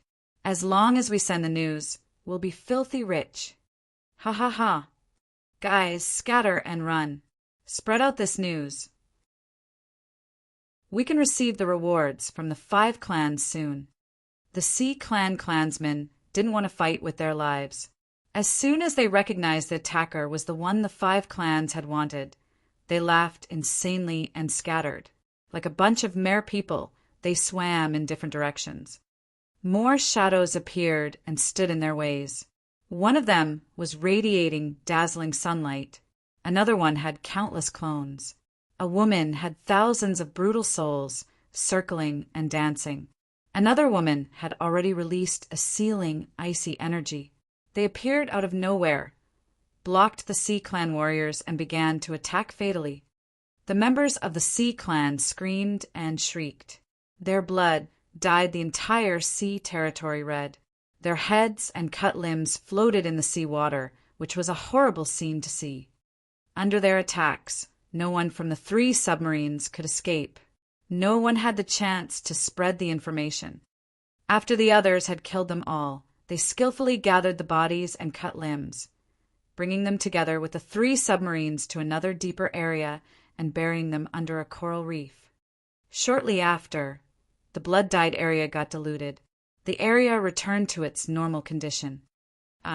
Inside a spacious, splendid crystal palace undersea sat a malicious-looking old man from the Sea Clan on a fulgent, transparent shell.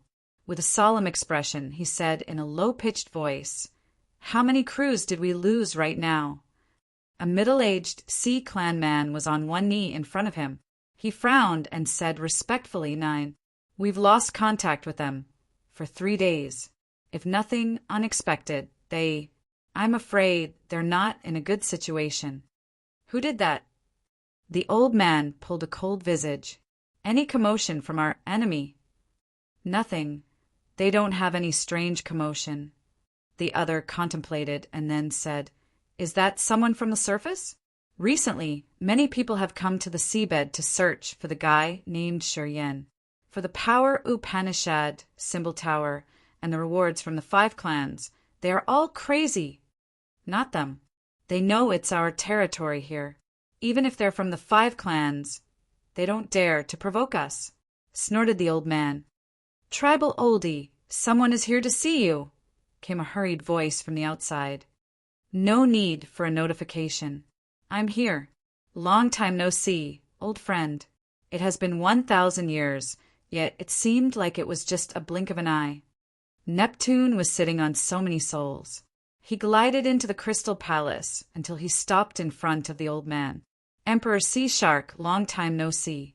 I'm here today to ask you for a favor." This old man was one of the strongest lords of the sea, Emperor Sea Shark. He was also the terrifying existence that the 7 great clans didn't dare to challenge. He was a territory ancestor realm expert. "Turns out it's you." Emperor Sea Shark waved his hand to dismiss the guard, then snorted. "Because of you, terrestrial warriors, 9 crews of my clan were killed. Still, you dare to come see me?" "That has nothing to do with me." Neptune shook his head. "Someone has tricked you. Old Shark, I know your influence on the seabed. Help me find someone. Now, I'm sure that there's not only one murderer. Mei Ji of the Phantom Clan is in that group too. You ask your guards to notice that. If you find them, I will reward generously. The heavenly soul bead you'd refined." Emperor Sea Shark didn't bat an eye. "It's not rare to me." "Of course, I know the heavenly soul beads can attract you.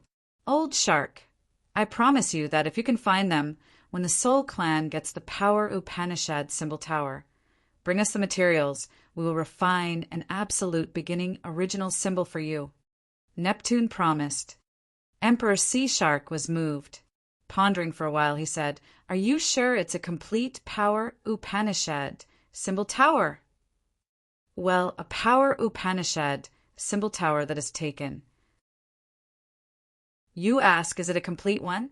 Neptune looked stern. Our Soul Clan has been working on it for hundreds of years. That area is mysterious with layers of illusions and barriers. No one could approach it before. That's why your Sea Clan didn't know about it. In the recent dozen years, many barriers and seals wore out. We finally located it. I just went there myself. The Power Upanishad symbol tower is taken. It's true. Emperor Sea Shark was moved. He agreed. All right, I will order my subordinates to search thoroughly. Haha, with your support, no one can rob the Power Upanishad symbol tower from our Soul Clan, laughed Neptune. A corner of the seabed. Many bodies were buried. They were the warriors came down here from the surface. After they were killed, it was simpler to treat their dead bodies. Sure, Yen was panting, his eyes red as if blood was about to drip from them. The bloodthirsty, ruthless aura on him had become thicker. He doesn't look okay, said Ming Hong. Audrey and Ming Hao were dealing with many dead bodies. They were astounded when they heard that. Ming Hao, you'd been with Bloodthirsty for many years. Can you see something? Ming Hong pondered for a while and then said, recently we've been killing a lot of warriors in our way. He's always pioneering, killing too many people and swallowing their soul altars and essence chi. He doesn't have time to rest and digest. I think he's overloaded. The negative emotions will backfire him. If he continues this way, he will lose his mind and it will mean trouble. Ming Hao kept silent. Since Shi Yan had decided to begin their massacre along the way, they had killed at least hundreds of warriors. After killing each group of warriors, they would clean the scene, leaving no trace for the others to track them down. They didn't have a moment to rest. Shi Yan could sense the danger. On the way, he had greedily used the devouring power Upanishad to swallow a lot of energy. However, he couldn't have enough time to refine and stabilize his mind. Currently, his negative aura had thickened. His garnet eyes hadn't recovered for a long time. The energy fluctuating from him had become abnormal. When we besieged and killed Bloodthirsty, at the end he looked like Shi Yan now. He had completely lost his mind, intervened the God Lord. He had become absolutely crazy and turned into a killing beast. He had devoured all the time and didn't stop to refine the energy. His soul altar backfired. It's the main reason why we could finish him. Shi Yan's situation now is very similar to Bloodthirsty the Ear. Hearing him say so, everybody became insecure and stern. Because once Shi Yan burst out a rampage, the ones who were near him were going to be affected first. As his partners, they would have to swallow the terrible consequence first. Chapter 1441. Part and Take Action. Chapter 1441. Part and Take Action. Underscore the seabed was magnificent with blue, 5-colored reefs everywhere. Crimson, crystal corals grew from them. The unknown, marine plants were jutting their tentacle-like leaves and swaying in the water. The scene was mesmerizingly beautiful. The thick blood diluted and dispersed. So many light caves were like eggs covering some warriors and gathering by a coral reef. 3 eels slowly passed them as they didn't know that this place was a bloodied battlefield 15 minutes ago. We can't continue this way. This kid will go crazy. We must find a safe area to rest, said Ming Hong from Audrey's shoulder. Of course, we got a better solution anyway. What method? Audrey's eyes brightened. Leave him behind as bait. We can leave this place easily. He's their target anyway. Once he bursts out crazily, he will attract everybody as they will want to kill him. And we can return to the territory entrance with no rush. What do you think?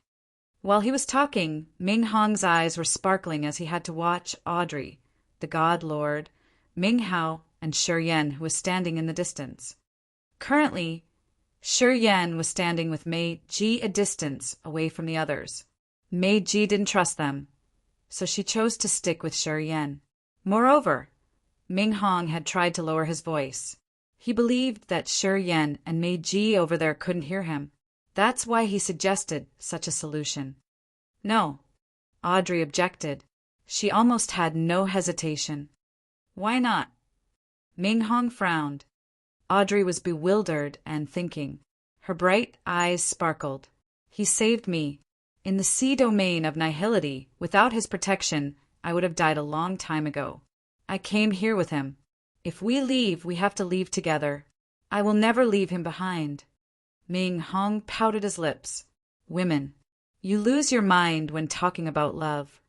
No, it's not like what you think, Audrey retorted, her voice weak and her face panic-stricken. Do I like him? She whispered to herself. How about you too? Asked Ming Hong. If he didn't have the power Upanishad symbol tower, I wouldn't care whether he lives or dies. You said the tower is so precious. He has it still, for the absolute beginning original symbol. I have to put up with him then. The God, Lord, sounded calm and natural, shrugging. If there is a dangerous situation that can affect my life, of course I will flee. Protecting myself is the most important task to me. How about you? Let's watch for a while more. Ming Hao looked complicated. Shi Yan had the title of the bloodthirsty force's master. As one of the members of the cortege of 8, Ming Hao had to serve him dedicatedly. Even if he didn't have the power Upanishad symbol tower, on principle, he had to protect Shi Yan. He knew Shi Yan carried bloodthirsty expectation and will. And now, Shi Yan had the power Upanishad symbol tower and dark energy. He'd reached the immortal realm too. Gradually, Ming Hao recognized that he needed Shi Yan somehow. It was going to be hard to ditch him here. If you guys decide to go with him for a while more, you guys better find a solution. When he bursts out, we're the first ones who'll have to endure it, said Ming Hong. The other 3 nodded. I'm going to talk to him. Ming Hao pondered for a while and then spoke. She started walking towards Shi Yan. Almost at the same time, Shi Yan with his 2 red eyes were striding toward them. Ming Hao and the God Lord were much surprised. They stopped and waited for him, skeptically. Shi Yan was pacing to them, thick blood scent hovering around him. The murderous aura was visible like blood flames, layering and shrouding his entire body. Even his long hair looked like it was burning. Blood flames splashed under his every step. His crimson eyes seemed to drip blood at any minute. They were so soul-taking to see. He looked like he had been soaking in blood. What a powerful negative energy field. If this field expands, not only will he lose his mind, but all the creatures around will also go crazy. Ming Hong screamed in fear. Audrey's beautiful face looked aghast. She had noticed that while Shi Yan was moving, not far from him, thousands of fish had become wild, attacking and biting each other. The most ordinary fish was now flesh-eating fish. It was a horrible scene indeed. As Shi Yan's steps arose, her blood seemed to run faster. Shortly, she felt like she was watching an endless sea of blood. She wanted to kill.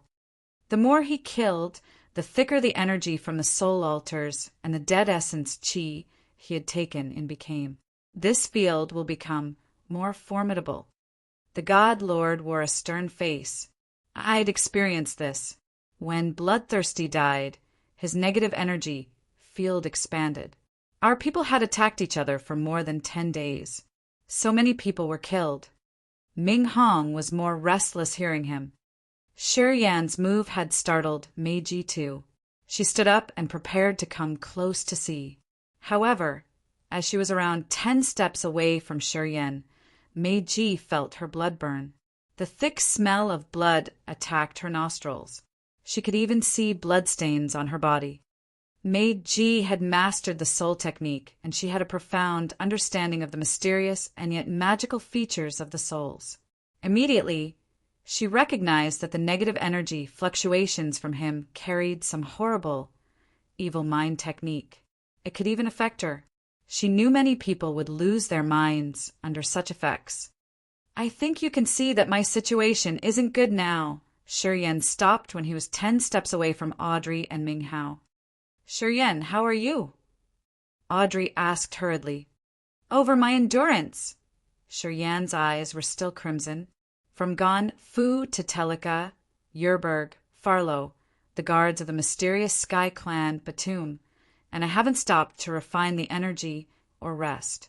Constant killing gives me more soul altars and energy from hundred of warriors. Contemplating for a while, he said slowly, the black hole and the acupuncture points in my body are like a big avenue, getting so many things on the road. It feels like a delicate weapon receiving too many different kinds of energy. Things couldn't move, so the refining speed is getting slower. Until now, I haven't even digested Gon Fu's energy yet. The negative energy is invading me. They're excessive already. They will reach my head and burst out soon. His explanation was simple to understand. The others understood with heavy visages. He hadn't even digested Gon Fu's energy, the first thing he had. The situation seemed really serious. With this tendency, negative energies was going to conquer him. He was going to turn into a bloodthirsty beast and lose his mind completely until he'd consumed all of his energy and died. You, what do you want to tell us? Ming Hao considered his words. I need time to adjust my abnormal condition, but I understand that if we linger in an area, those we have killed will become the mark that shows our whereabouts. Shi Yan continuously took deep breaths to keep his mind sound. You guys should continue the journey to the territory entrance. Kill people in your way. The ones you kill will become the trace so that others could track you. You can distract them for a while. Meiji and I will leave now. We will part, and I will take the chance to adjust my abnormal conditions. You want us to be the bait so you could have more time, sneered the God Lord. Without us, you're still going to the territory entrance, aren't you? Shi Yan wasn't mad. Moreover, I know that they are certain about Meiji and me. They don't know your existences yet. Thus you're safe. Even if someone catches you, they don't know you're their target. What I want you to do is to kill them, whether they know who you are or not. If people keep disappearing in a specific area, it will attract concerned people. They will think that we are there. He's right, Ming Hong nodded. They want to find Shi Yan and that native woman. They don't know about us. We have to go to the territory entrance, anyway. We will continue to kill people in our way to draw attention. It's much better than sticking with him. Once he loses his mind, it will be big trouble to us. Yeah, Ming Hao agreed with him. Why do you want to take Meiji with you? You trust her? Audrey wore a cold face. I will go with you. No, screamed Ming Hao and Ming Hong at the same time. If she went with Shi Yan, there was a big possibility that something bad would happen to her. Perhaps insane Shi Yan would kill her before the others could find them. Ming Hao and Ming Hong had considered Audrey as the future of Imperial Dark Tribe. Of course, they weren't going to let it happen. Carve the location of the territory entrance on my heavenly fantasy star compass for me. Perhaps we can reunite on the way. Even if we can't meet, as long as I'm safe, I can return to desolate territory through the entrance. Shi Yan handed the compass to Ming Hong. Ming Hong didn't think much and immediately carved the location on the compass with a special note read, Entrance to Desolate Territory. When Shi Yan had it back, his soul consciousness had checked, and he received the precise location of the desolate territory's entrance. Take care! He turned to the other three, turning into a jet of light and zooming away. On his way, he grabbed Meiji and disappeared into the far sea area. I'm going with you. Audrey screamed. Ming Hong and Ming Hao stopped her from taking risks. Don't go. We will see him later, hissed Ming Hong. He won't get hurt easily. If something bad happens, it will happen to that woman.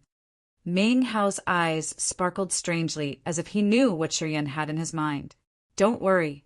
He has a way to solve his problem fast. This kid has been swaggering in our desolate territory for many years. He's used the devouring power, Upanishad, smoothly. He won't kill himself. Oh, what did he do to stabilize his condition? Said Audrey. Ming Hao laughed evilly. He has his methods, anyway. Don't worry. This kid knows how to behave. As long as we kill more people in our way and draw the focus to us, he can have more time to steady his mind. He will catch up with us soon, perhaps. Chapter 1442, Bewitch.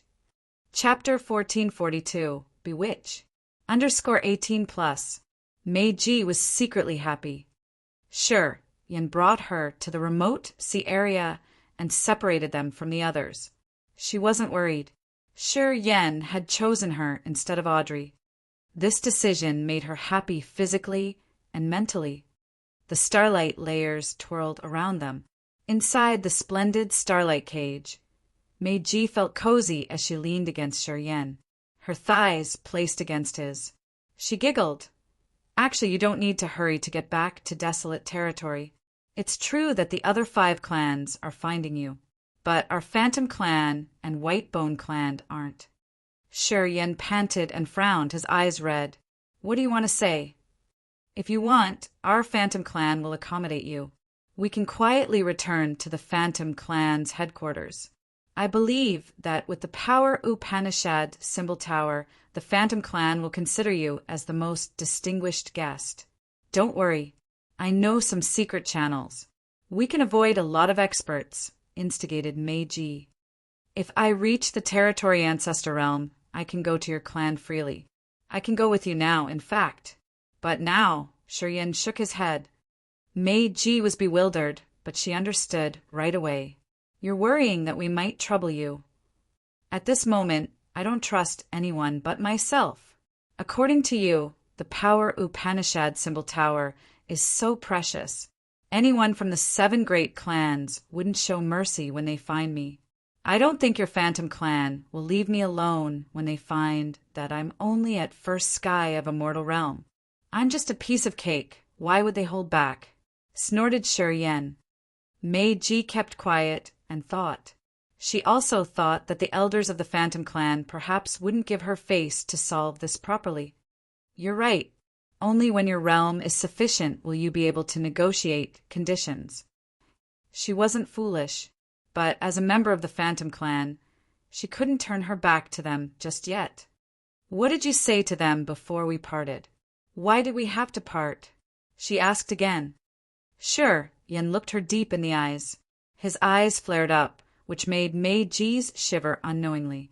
The light from his eyes was invasive, making Meiji uneasy. He didn't answer. Meiji didn't chase him. She had an intuition that it would be somehow related to her. She could feel clearly that Sure Yen was hesitant. He seemed to struggle to make a decision. And it was true. Because of his greed, he had let the devouring power Upanishad swallow as much as he pleased, which made his soul and body annoyed and unstable. He was used to experiencing this. When he had been in such a condition, he had to vent it out. It was a way he knew that would work all the time. Today he had to think about it again. He had 2 options, Audrey and Meiji. He soon made up his mind. He would use Meiji as his tool. As Ming Hong and Ming Hao were all here, especially the brutal soul Ming Hong, he couldn't get over this challenge. He had to give her a pass. Meiji was his only choice then. But even if it was Meiji, Sure Yen felt a little troublesome if he forced her to have sex with him just to cure his soul and body. He had another option, though. In this short time, if he found some female warriors, he could capture them to release his stress. This time his condition was really unstable and abnormal. From his previous experiences, he had swallowed too many soul altars and essence chi. His body could hardly endure for a long time. The females who had intercourse with him could receive great benefits. The mysterious energy that refined the body and even the soul altar. Ahead of them was an undersea rock forest. The rock columns were strange and peculiar. They seemed to be made of some 5-colored crystal, which was emitting spectacular, dazzling halos. Shi Yan observed the forest from a distance. He found that it was really vast, around hundreds of miles. It could make a good shelter, though. He released his soul consciousness and used the space power Upanishad to scout around. A few seconds later, he retrieved the soul consciousness and he dashed toward the rock forest. He hollowed a massive rock column and then took Meiji inside. Meiji's charming body was skeptical. She tried to know what he wanted from his strange deeds. She came to think that he wanted to cultivate here. The rock column was like a massive tree trunk. After he had hollowed it, it became a small jade chamber that could lodge 3 to 5 people. Shi Yan set up a space barrier to seal the entrance. Then he made another one to seal their auras to prevent others from spotting them. You want to concentrate on cultivating? Don't worry. I got your back. When someone comes, I'll notify you, said Meiji naturally. However, Shi Yan only looked at her. He didn't sit down cross-legged. His red eyes became hotter. Hey. Meiji felt insecure. I want you, pondering for a while, Shi Yan said. His simple words conveyed a terrifying meaning. Your body can cure me of my current problem. I need your body to vent out the negative energy. Censored. Meiji's body shivered. She was terrified and she hurried back to the jade wall. Her charming body was aghast. What did you say? Do you know what situation we are in? Even if you desire my body, you should find some other excuse. It's not the right time. Under Shi Yan's hot, explicit gaze, Meiji retreated and slumped. She was horror-struck. I'm not kidding. Shi Yan's breathing was short and rapid. He realized that when he finally decided to use this method, Meiji's attractiveness to him had increased several times. The flame of desire in the bottom of his heart was ignited. There was no way to press it down. At this moment, Meiji was wearing a tight, strawberry long dress. It perfectly outlined her perfect body with hot curves and ample breasts. Her succulent red lips were so sexy. Her charming beauty made Shi Yan gulp as he suddenly felt his dry throat. Explain yourself. Meiji screamed hoarsely, her butt sticking on the jade wall and her charming face discolored. I cultivate devouring power, Upanishad. Shi Yan explained quickly about the side effects of the devouring power Upanishad. He had pressed the effects of the negative energies and how the refined energy could help women who had experienced sexual intercourse with him. It's good for you anyway. You won't bear a loss. I still have other options. What other options? Meiji was surprised. I can choose to do it with any woman, but I have to kill them after that. I won't disclose my location. Anyway, if that happens, I have to consume some energy, which should be precious for refining the body or for transforming. Shi Yan said in a low voice, Besides these things, is there anything else that made you choose me? If you can bring benefits to your partner, why wouldn't you choose Audrey? Meiji gritted her teeth and blushed. She felt that her body was very soft. Waves of heat attacked her as she felt a strange joy. I want you. You're beautiful and you know enchanting techniques. You can give me pleasure that nothing can compare to, roared Shi Yan. It seemed like a beast was about to jump out of his body, his face ferocious. If I'm not wrong, you're saying that I'm prettier than her? Compared to her, I can satisfy you better and you fell for me? Meiji thinned her lips. She couldn't help but lick her lips, her eyes filled with romantic thoughts. Yeah, it's true. Are you happy now? Hissed Shi Yan. I am. Meiji smiled charmingly, her eyes watery. Well, considering your correct answer, The strawberry fabric slid down her curves, revealing a white, hot body. It was the sort of soft and curvy body of a mature woman that could drive any man crazy. As Shi Yan was a man, he was enchanted too. Shi Yan roared like a beast and jumped on her sexy body. He tore the long dress she hadn't taken off yet into pieces. His big mouth began to nibble, and suck her breathtaking, heavy, milky breasts. Ah! Mei Ji's moaning could make even her bones soft. She felt so hot as she tried to squeeze her straight legs together. She felt embarrassed when she felt her lower body become damp. Shortly after, she recalled the memory when they were on the Skull Island when Shi Yan had done something at her private area. She began to melt. Shi Yan's clothes became rags instantly. His vigorous, muscular body was exposed. His body looked like it was molded out of iron with attractive, masculine features. Mei Ji eyed him, her watery eyes strange. She bit her lower lip. Her heart seemed to be on fire. Although she had cultivated the seducing technique in the clan, she had never been with a man. Looking at Shi Yan's majestic body, she felt that she couldn't hold herself together. His snow-white body blushed beautifully. She was aroused. "Please me. Use the enchanting technique of your phantom clan." Shi Yan grinned, his body straight like a long lance. His big hand slapped her round but cheeks, making them bounce mesmerizingly. "You know how." Mei Ji's beautiful eyes were so seducing as she embarrassedly cried in pain. "When I grew up, I used to learn the techniques, but I haven't used them before. I guess it won't be that smooth." Then she slowly squatted in front of him, her long hair draping on her waist and her round rear end thrusting out.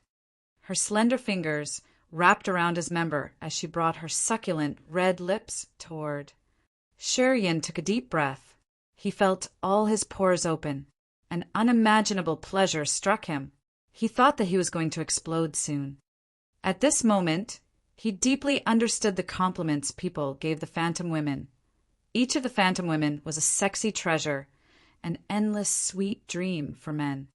Mei Ji shoved her head between his thought, sitting on her heels and showing her pretty backside. Her tongue was moving. Sometimes she wiped her dangling hair and lifted her face to throw him a seducing glance. Her eyes had bewitched Shi Yan's soul. Chapter 1443. Mistakenly hit. Chapter 1443. Mistakenly hit. It was an area on the seabed with many strange-shaped rocks growing from the ground like a forest. Many unknown fishes were swimming around. The 5 colored rocks jutted from the seabed like colossal columns and released splendid halos. They looked magnificent and mysterious at the same time. This rock forest was a spectacular scene undersea. Phew! Phew! Phew! So many figures inside the light protection came into the rock forest. They were 7 beefy, male warriors of the ancient monster clan. They had a lot of fur covering their body. Although their faces were clean, they looked ugly and fearsome. Each of their light cages confined a beautiful sea clan female. The 7 females were dying. Their clothes were torn, and they had clear marks of whips on their bodies. The 7 ancient monster men glided through the rock forest and found a place to rest. The leader of this group was a muscular, tall, middle-aged man, his tiger eyes lewd. He placed the Sea Clan woman inside his light cage against a rock column and babbled, "Slutty Mei Ji, I'm going to kill you. I'll do you until you die." He imagined that the Sea Clan woman under his body was Mei Ji. Apparently, he had a big desire for her. This man was called Hussein, an expert at third sky of Immortal Realm from the ancient monster clan. He was Yurburga's cousin. He was the leader of the ancient monster clan in the Sea of Annihilation. After Hussein was sent to the Sea of Annihilation, he was enchanted as soon as he saw Mei Ji. He had come to the Phantom Clan's island several times to try to show his affection for Mei Ji. Unfortunately, he was at third sky of Immortal Realm, which was 1 level lower than Mei Ji at peak of Immortal Realm. Mei Ji had provoked and mocked him many times. He had even asked the Ancient Monster Clan to ask the Phantom Clan to let him marry her. Through their marriage, the relationship between the Ancient Monster Clan and the Phantom Clan would be tightened. Of course, it was just an excuse. He wanted to have Mei Ji That was the main reason. The Phantom clan had actually considered this. Then, Batum saw Meiji and began to chase after her fiercely. Immediately, Hussein's light was shadowed. Since Batum was about to enter territory ancestor realm, he was much more critical than Hussein. After the Phantom clan had considered many aspects, they decided to choose Batum and reject Hussein. It was Hussein's eternal pain. Afterward, whenever he saw Meiji in the Sea of Annihilation, he couldn't say even a nice word to talk to her. He had purposely rumored that Meiji was a slut and that she had affairs with so many men.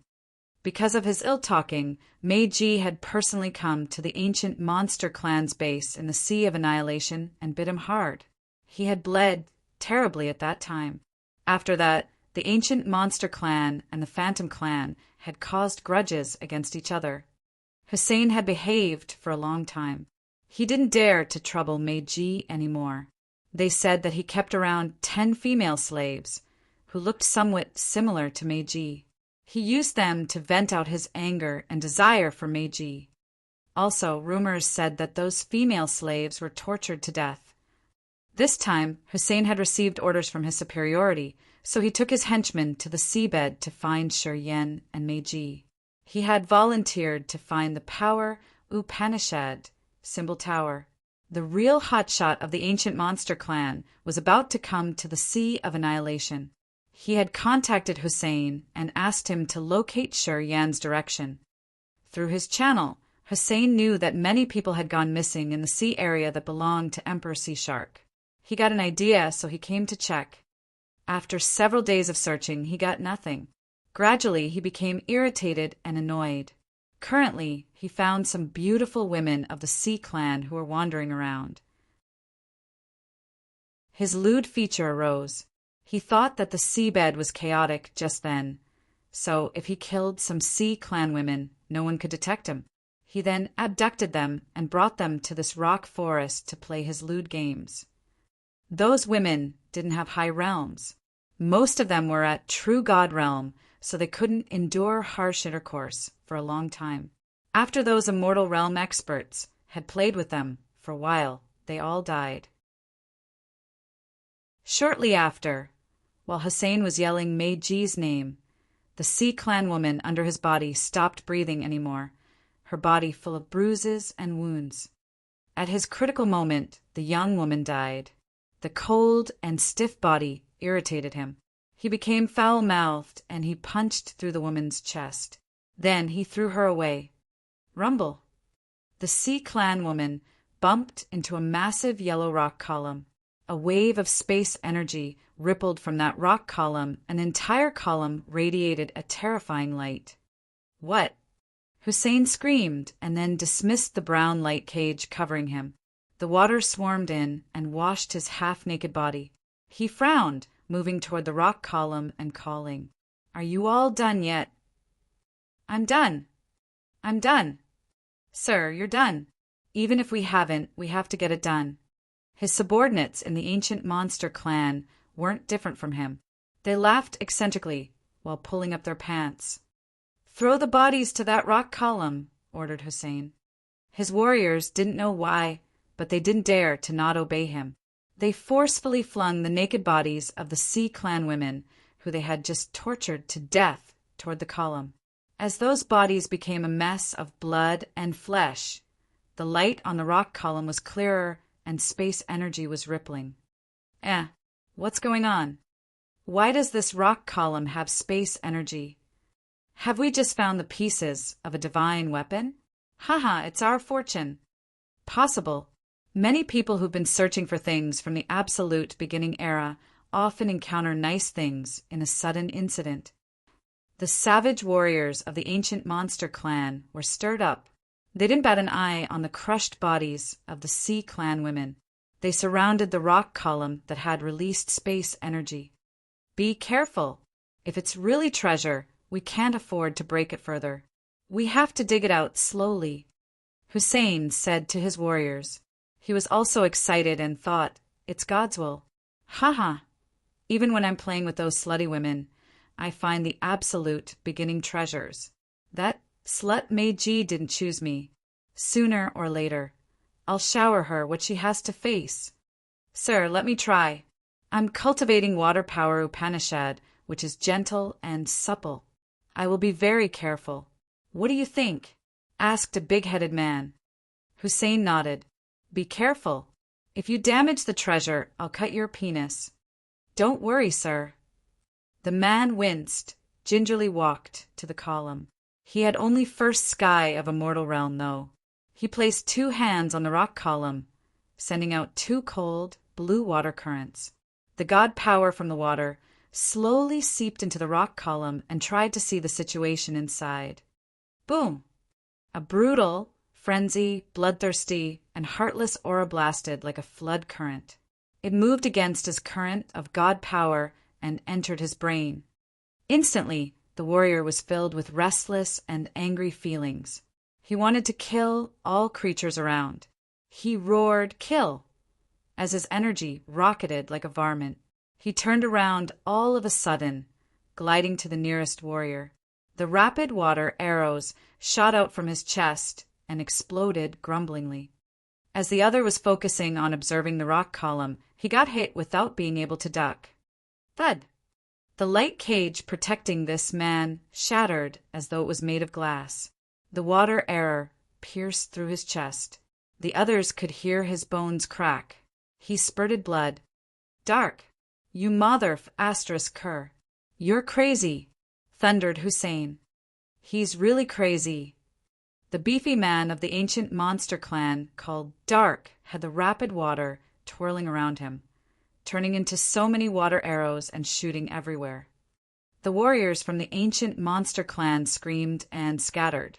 They all saw the other abnormal condition. It's because of that rock column, cried someone. Seize him. Let me control him. Hussein yelled. The wounded man had a dent on his chest.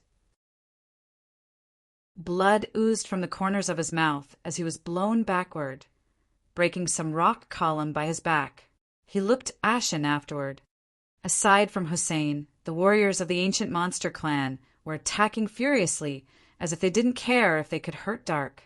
They quickly attacked him to the point he was dying, then tied him up.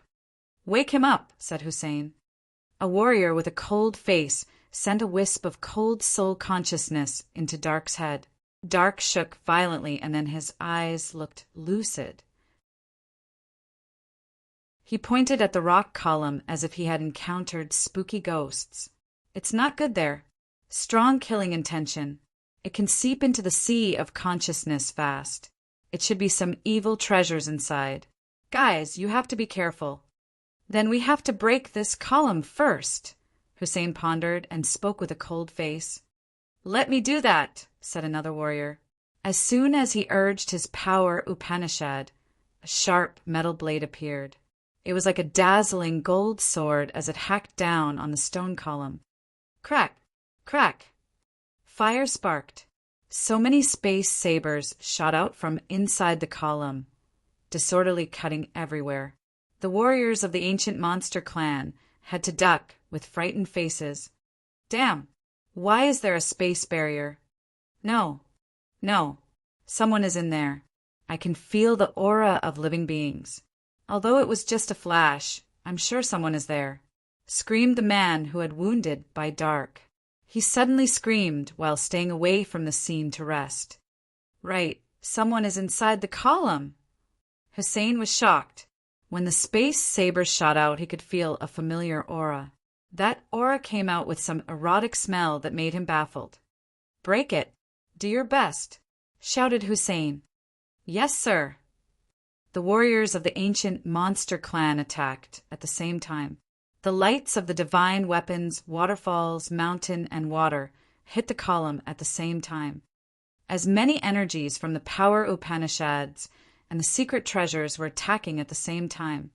The space barrier inside the rock column couldn't stand it anymore. Hussein then saw the rock column explode. Hussein gawked at the scene after the column had broken. He felt like someone had just hit him hard in his chest. His blood churned as he almost vomited. Chapter 1444, May Ji's Harvest. Chapter 1444, Meiji's Harvest, _ 18 plus. The rock column exploded and exposed two naked, twisting bodies. The man's body looked as beautiful as if he was carved out of marble. Each curve of his body was clear and full of exploding energy. The woman's body could be deemed perfect. She was like an exquisite masterpiece of art, which looked flawless and incomparably beautiful. At this moment, the woman was lying under the man, her blushing face glistening with sweat. They were protected inside a splendid light cage, which made Hussein's team baffled. Meiji. It's Meiji of the Phantom Clan. That man.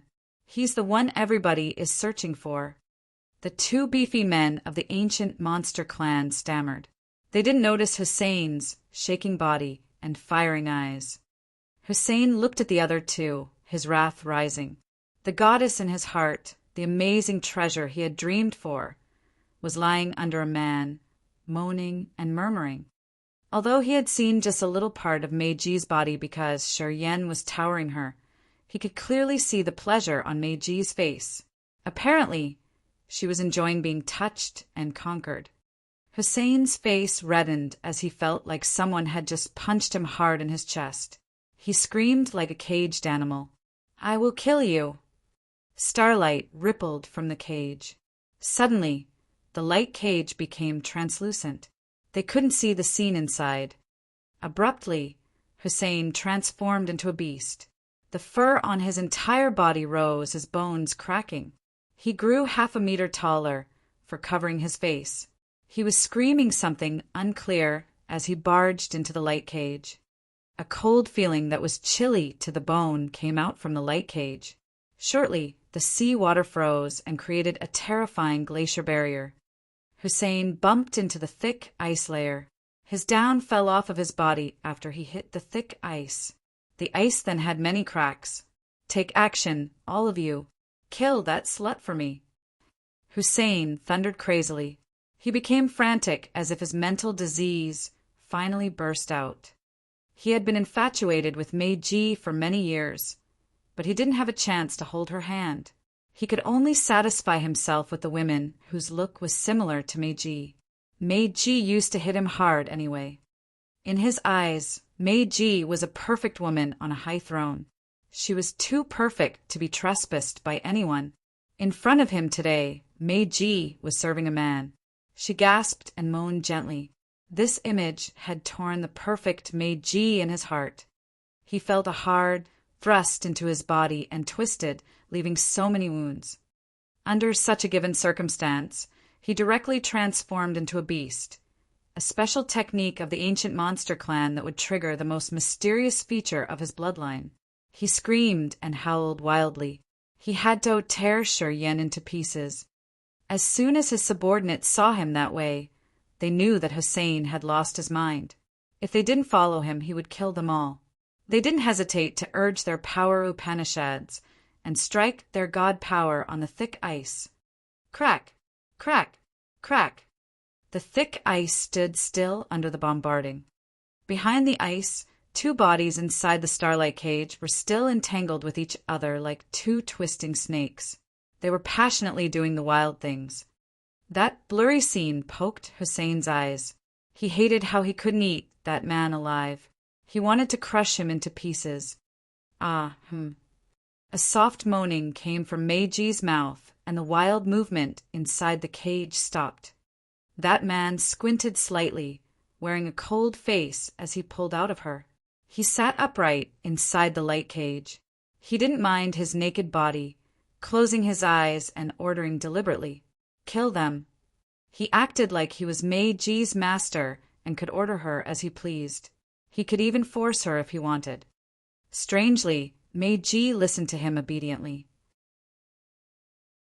She said, softly, and then took out a long coat, which covered her body from her breasts to her thighs. She showcased her shoulders, her beautiful legs, and deep cleavage, and walked out of the starlight cage. Her jade-like feet stepped on the bubbles as she strolled into the thick ice layer.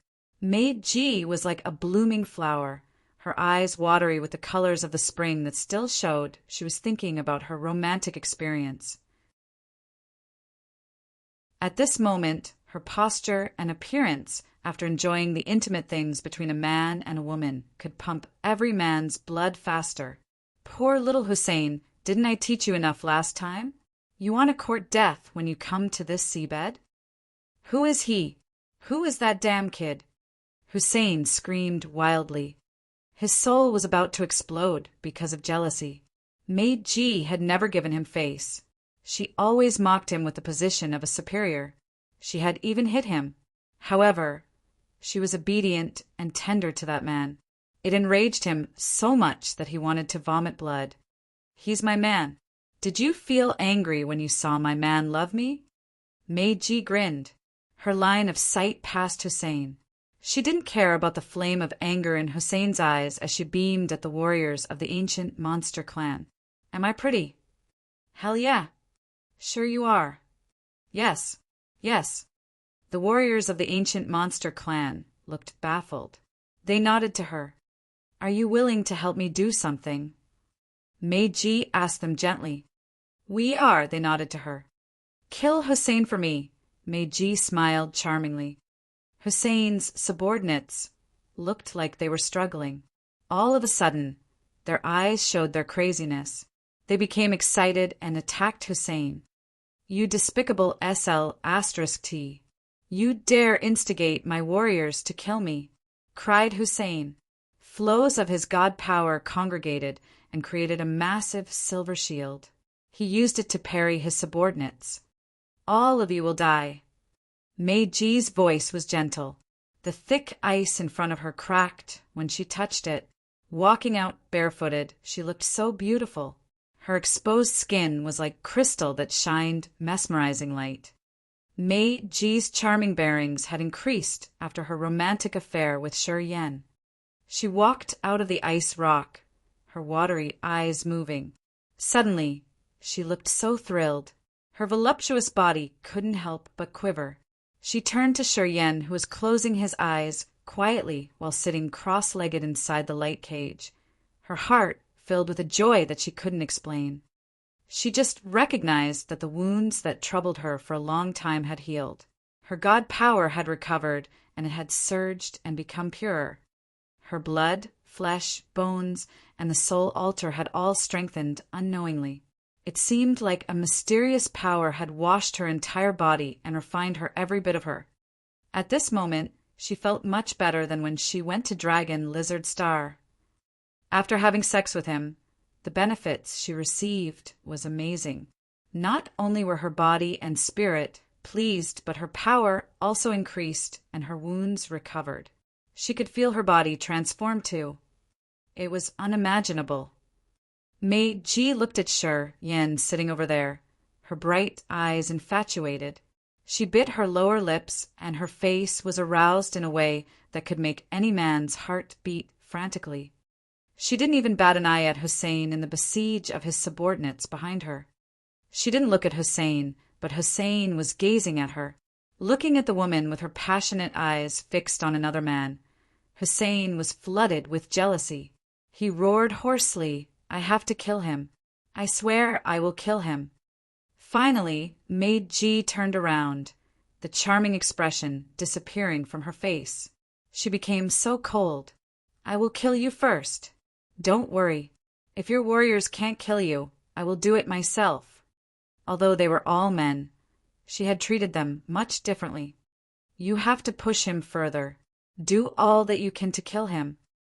Maid G's face was cold, but her voice was soft and begging, as if she could reach their hearts. Her voice echoed in the ancient monster clan warriors' heads like the voice of ghosts. They became wilder. They didn't care about their lives and urged their best attacks.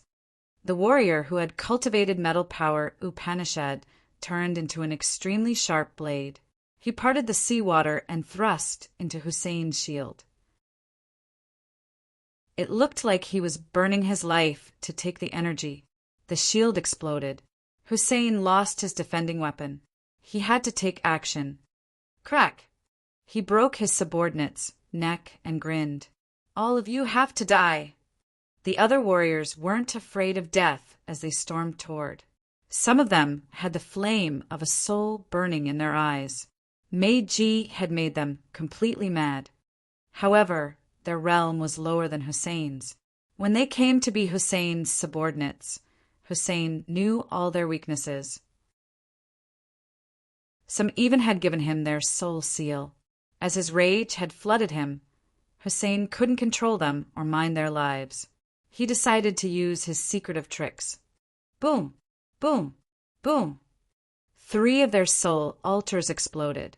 Their heads shattered like falling watermelon. Some had cracks in their chests, which expanded rapidly. Then their bodies shattered as if they were some china that fell to the ground. Hussein resolutely took action. He didn't mind his subordinates as he killed them all. He had to consume energy, which made him very tired. At this moment, Meiji's beautiful feet appeared in his sight. I can't believe you're that cruel. You've planted the deadly seal into your subordinates. I've underestimated you. I have no choice, then. I have to take action myself. Meiji, you can't kill me. I know you're wounded badly. Cousin Yerberg told me that you got wounded badly. Haha. I will capture you first, and then that kid. I will you right in front of him. Then I will kill you all. Haha, awesome. Grinned Hussein fiendishly. Go F***ck, your mother. You crossbreed. Meiji hissed through her gritted teeth. A triangular ice crystal emerged from her palm, which was generated by her god power. The ice crystal was extremely cold. Strangely, it was partly visible. Meiji was a little bewildered for a few seconds. Her body shook hard, her beautiful face disbelieving. She was almost choking on her breath as she screamed, "Dark, dark energy." Chapter 1445. Be an Obedient Woman. Chapter 1445. Be an Obedient Woman. Using her soul consciousness to check her body. Meiji found wisps of a strange energy in her sea of consciousness. They were partial visible, as if they were flickering flames that would extinguish at any minute. She urged the Ice Power Upanishad. Ice crystals emerged from her palms with her soul consciousness. Her soul consciousness now had some wisps of energy that could make her snowflakes invisible. They looked fake somehow. Meiji, at the peak of a mortal realm, had tried to cultivate and understand dark energy numerous times. Sometimes she risked her life, which had almost pushed her into bedevilment and death. Torment and difficulties were what she had experienced while comprehending dark energy. As the Phantom clan had decided against her, that she must marry Batum, her desire for dark energy reached a frantic level. Thus, while in Dragon Lizard Star, when she found that Shi Yen had fused with the absolute beginning creature soul, she had tried everything to chase after him. After so many adversities, she couldn't get it. After having a romantic time with Shi Yen, it appeared all of a sudden in her sea of consciousness. Meiji was baffled. She thought that she was dreaming or hallucinating. Why is that? Meiji mumbled unconsciously. The Ice Power Upanishad was still moving.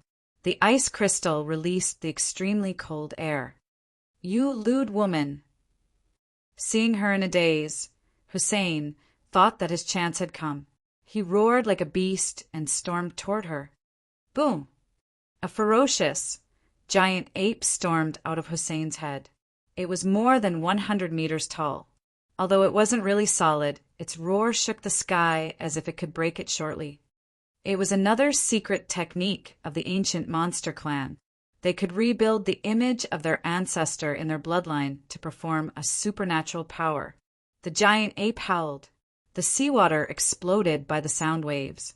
At this moment, Hussein's skeleton grew and stretched behind the giant ape. He had transfigured into a smaller ape which was pounding its chest brutally. Thud! Meiji's body shook when the furious waves attacked her. Magical waves rippled from her breasts. Her perplexed eyes were clear now. She beamed beautifully. Ice blast. Boom, boom, boom. The ice behind her exploded. Thousands of icicles jutted out and shelled the giant ape. The giant ape roared furiously. Its arms were like massive pillars pounding on Meiji's head. Meiji giggled. The ice crystal in her palm slowly flew out and turned into a cold light, falling onto the giant ape's chest. Crack, crack, crack. A strange sound echoed from the inside of the giant ape. Shortly after, the ape froze as if it had a glacier running in its body. The giant ape and Hussein screeched painfully. Hussein was bleeding terribly. He limped backward. Every step he made, a stream of blood gushed out of his body. He was aghast. Impossible. Even at your peak condition, you never had such intimidating powers. Meiji smiled charmingly and nodded to him. Right. Even when I was at my peak condition, I have never had such pure energy. Poor you, you're really unhappy. You always encounter me after I just leveled up. Death serves you well. Boom, boom. The giant ape exploded. Pieces of ice twirled and congregated, turning into a small ice crystal. The cold light in Meiji's eyes flashed. The ice crystal turned into a jet of light, disappearing strangely as if it had its own consciousness. Hussein was shaken.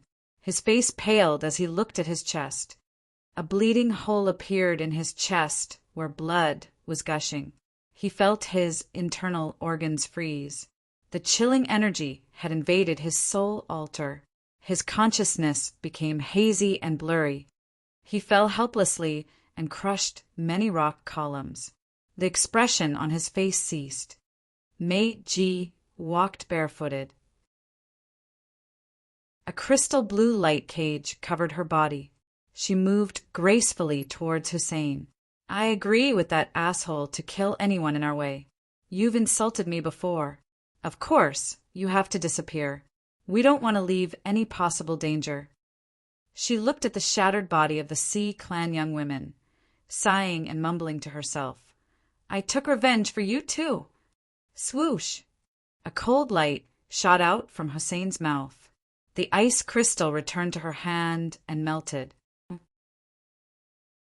At this moment, a black hole flew out from Shur Yan's light cage and covered the corpses of the ancient monster clan warriors. The black hole was taking in countless wisps of energy. Shur Yan stood still. He was still naked, his eyes closed. He didn't seem to worry about Meiji. Shortly after, the essence chi and the soul energy from the dead warriors of the ancient monster clan were absorbed. Those bodies desiccated and grayed. Then Meiji urged her power to dig up many deep holes in this rock forest to bury the corpses of Hussein's team and the bodies of the Sea Clan women. Concealing all the streaks of the battle, Meiji smiled and turned into a mirror-like rock column. She happily checked the glow on her face. She was delighted when she saw the minor changes on her face after having intimate activities. She couldn't help but hum some folk song of the Phantom Clan. She looked like a young maiden falling in love for the first time. After a while, Shur Yan finally opened his eyes and covered his body with a black robe. He stood up and said we should go. Meiji's graceful body flashed, and she wormed into his light cage, sticking to his arm. She was definitely a girl in love. Do you know that I got dark energy in my sea of consciousness? She was so happy that she couldn't arrange her thoughts well, her cheeks blushing, the naive expression of a maiden and the mature features that only mature women could have had combined perfectly on her, making her more mesmerizing and strikingly attractive. Having dark energy meant she had a real chance to reach the territory ancestor realm. It was what she had in her mind and in her dreams. How could she not be thrilled? You should say thanks to Ganfu and Batum, said Shur Yan, looking pensive. Ganfu and Batum understood dark energy's powers. He had swallowed Ganfu's and Batum's soul altars, which had stagnated his refining. The main reason why he had almost become frenzied was because of the dark energy from Gon Fu and Batum. Refining their dark energy to become something he could use was a tough move. It was the reason why he couldn't refine the other energy quickly. They had accumulated and jammed his devouring power Upanishad. When he had sunk into pleasure with Meiji, the negative energies released and filled the sealed rock column. While Dark was using the power of water to sense, his brimming negative energies had found a channel to drain. They hit Dark's soul altar and made him crazy. He had regained his sound mind after he released the negative energy. At the moment, Shi Yan and Meiji reached the climax in the vague fantasy feeling. Part of the enormous refined energy had transferred to Meiji. When Meiji's god power reached a new height, her body had refined and her life form had advanced. At the same time, a part of dark energy from Gon Fu and Batum had reached Meiji's sea of consciousness. Sure, Yan didn't know why or how. The dark energy in my sea of consciousness came from Gon Fu and Batum. Meiji felt funny. Yeah, I can tell that Gon Fu's and Batum's death had helped you. Sure, Yan nodded, and then continued. Of course, most of their dark energy has come to my sea of consciousness. You got 20% of their energy. But I don't know how to help you cultivate dark energy further, because I don't understand it anyway. Perhaps it's because I haven't reached the territory ancestor realm yet. There's something I need to learn. When I have a breakthrough to territory ancestor realm, I can finally comprehend the power of dark energy. I got a lot of benefits. How about you? Meiji smiled. Shurian squinted and sensed for a few seconds. He smiled at her. I just need to understand the realm further, and I can get into second sky of a mortal realm. My body, strength, and soul altar are at the edge of a breakthrough. As soon as I understand the power Upanishads further, I can reach the second sky of a mortal realm immediately. Meiji's eyes brightened. Anyway, there was something that Shurian didn't tell her. During this course, the essence chi and soul energy from the dead had become mysterious energy after being refined. The amount of this energy had gone beyond his upper limit. Although he had sent a part of it to Meiji, it was still brimming and surging. Also, a massive part of it had swarmed into the absolute beginning original symbol inside his life ball. At this moment, the absolute beginning original symbol was like a massive life with magnificent and abundant life energy that nothing could compare to. It was his new source of life where he hid a life. He could feel that even if someone shattered his body and exploded his skeleton, as long as he used the ultimate power called the surging vitality, he could gather the life inside that absolute beginning original symbol to recover his body.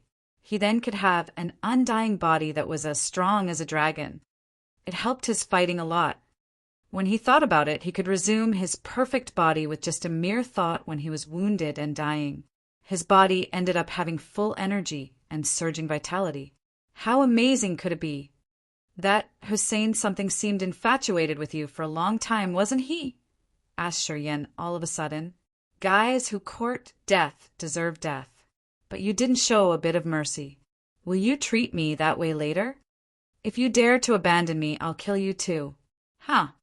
Meiji gritted her teeth, but then burst out laughing. I'm unlucky, though. I lost to your hands. I can't escape you. If you want to ditch me one day, even if I want to kill you, I won't be able to.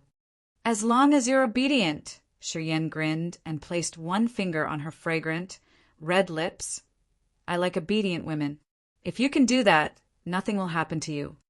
I will behave and obey. Meiji smiled until her eyes squinted. She skillfully sucked his finger, her tongue curling around it. Chapter 1446. Massacre the entire island. Chapter 1446. Massacre the entire island. _ Phantom Clans, Island Base. The wall of the secret chamber had so many crystals set that shined on the purple crystal in the middle. The magnificent crystal radiated beautiful beams of light. Yu Lian and the two beautiful ladies of the Phantom Clan were busy moving around the secret chamber. They didn't even have time to rest. Yu Lian Jiejia, do you think Madame Meiji is going with that, Shiryan? Asked a naive-looking young lady while she moved a crystal on her 10 skillful fingers, her fingertips shooting electricity. Xiao Meng, what do you think? Smiled Yu Lian. I think it's impossible, Xiao Meng shook her head. Madame Meiji is the most excellent woman of our clan. Hussein and Batum are infatuated with her. She even has the third sky of a mortal realm. She's potentially going to break through into territory ancestor realm. Shiryan. That guy has just the first sky of a mortal realm, right? Why would Madame Meiji want to run around with him? Because he may get the power Upanishad symbol tower, Yu Lian smiled. Of course, it's just what people are guessing. No one knows the actual situation. What we have to do now is to send the breaking news to Madame Meiji from the 5 clans. She needs to stay updated. The other lady who hadn't said anything from the beginning suddenly said, Meiji isn't answering anything. I think she can't at the moment. Yu Lian frowned and looked at the massive purple crystal floating in front of them. This spirit information amethyst sends her information. As long as she's within the sea of annihilation, she can receive it. Anyway, passively receiving information won't disclose her location. Once she answers, the spirit information amethyst can detect her location. Why is she so afraid? We won't sell Madame Meiji, said Meiji. Of course we won't. I'm just afraid that someone could use this to find her, sighed Yu Lian. Recently, the members of the 5 clans had sent their messengers to the island to pressure them and ask them to hand the spirit information amethyst. They wanted to use the crystal to lure Meiji and detect her location. Yu Lian felt the pressure swell after every day. Yesterday, she had sent the message to the headquarters. After the experts of the clan found out about this, they had decided to send someone. However, the Phantom Clan was pretty far away from the Sea of Annihilation. Even if their hotshots moved nonstop, it would take a long time to get to the Sea of Annihilation. For the time being, it was going to be hard to ensure that the experts of the other 5 clans would wait for them patiently. As Meiji had left, this island didn't have a true expert to guard. If the enemy barged in, they were going to have to endure passively. The 3 ladies were talking to each other in the secret chamber. They were collecting intelligence from those small crystals, sorting them, and then sending them to the massive purple crystal. Each member of the Phantom Clan could get the information from that crystal. A small crystal suddenly glowed. Xiao Meng raised one hand to grab a beam of green light. She closed her eyes to sense for a while. Then her small face changed. Hussein and his troopers were murdered. It's breaking news from the ancient monster clan. Their soul ropes in the clan were broken. Their souls vanished. Listening to her, Yu Lian was frightened. The ancient monster clan will become indignant. They will attack us here. Boom! The small island was shaken hard. The barriers on the island were torn. Residents on the island all heard someone shouting. Thunder rumbled as if it wanted to turn the sky upside down. The entire world was shrouded in thunder and lightning. The 3 young ladies in the secret chambers discolored in fear. Farrell. It's Farrell who has a close friendship with the ancient monster clan. Yu Lian cried. Farrell is one of the 3 great territory ancestors of the Sea of Annihilation. He often stays on the seabed to cultivate. He rarely comes to the surface. He came here this time because of Hussein. The ancient monster clan must have asked him. He came here for the spirit information amethyst. Then what should we do?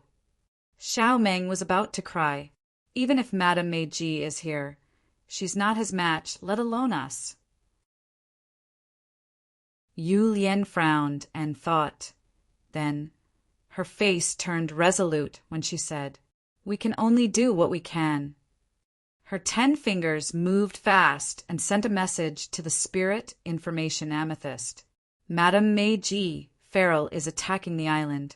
He may use the spirit information amethyst to lure you. From now on, don't trust any news you get from here." After sending the message to the crystal, Yu Lian said, "Guys, cut off the connection of all the information crystals here. Shut down the central spirit information amethyst." Xiao Meng and the other young girl reacted quickly. They fumbled as they rushed their tasks. In this secret chamber, countless sparkling crystals on the wall lost their light like extinguished lanterns. At the same time, an eccentric-looking, middle-aged man with long hair draped around his shoulder was floating in the sky and punching the island. So many lightning balls fell unceasingly like meteors. They bombarded the barriers and restrictions on the island base of the Meiji into powder. Those lightning balls flew, like eyes observing the entire islands. They found the phantom warriors and killed them all, crushing them into pieces. The old man looked calm as he landed like the god of thunder on the flowery island. Lightning shot out of his eyes and demolished the palaces on the island. His body flashed and reappeared in the secret chamber underneath. He frowned. The 3 thunderballs flashed and flew away. They captured the 3 girls. Shortly after, their souls perished. At this moment, all the warriors on the Phantom Clan's island were slaughtered. No one could escape. The man's eyes sparkled strangely as he gazed at the crystals inside the rooms. He spotted a message flashing inside the crystal floating amid the room. He used his soul consciousness to sense. He changed his face slightly as he knew that he was 1 step late. He knew that Yu Lian had sent the message beforehand. Snorting, the thunderballs twirled around him. The big and small crystals in this secret chamber exploded at the same time. He turned into a jet of light and soared up into the sky. The small island underneath cracked and sounded like doomsday. Shortly after, the entire island got fragmented and slowly sank into the sea. The base of the Phantom Clan slowly disappeared. Seabed. Meiji's body was shaken. Her beautiful eyes flared with a strange light. She took out a fist-sized crystal, which was also a purple one. At this moment, the purple crystal had so many lights that began to extinguish. After each light that disappeared, Meiji's face got paler. She was shivering. Shi Yen frowned as he noticed Meiji's changed visage. He was a little perplexed. Yu Lian, Xiao Meng, they're all dead. All were murdered. The light dots in this crystal represent their lives. When they disappear, it means that their souls perished. Tears lingered in Meiji's eyes. She bit her lips and felt so helpless and powerless. Shi Yen was bewildered. He recalled the young girl called Yu Lian. Yu Lian had talked to him not a long time ago. She had even pried on the relationship between him and Meiji. He couldn't believe that after just a link, the entire island decorated with flowers everywhere now had corpses laid in every corner. No one was left alive. To the other people of the Phantom Clan, Shi Yen had good impressions. During this time, those girls had continuously sent Meiji intelligence of the 5 clans. With their timely updates, Shi Yen and Meiji could assess the situation and avoid the traps that the enemies had set up. Today, those girls were killed.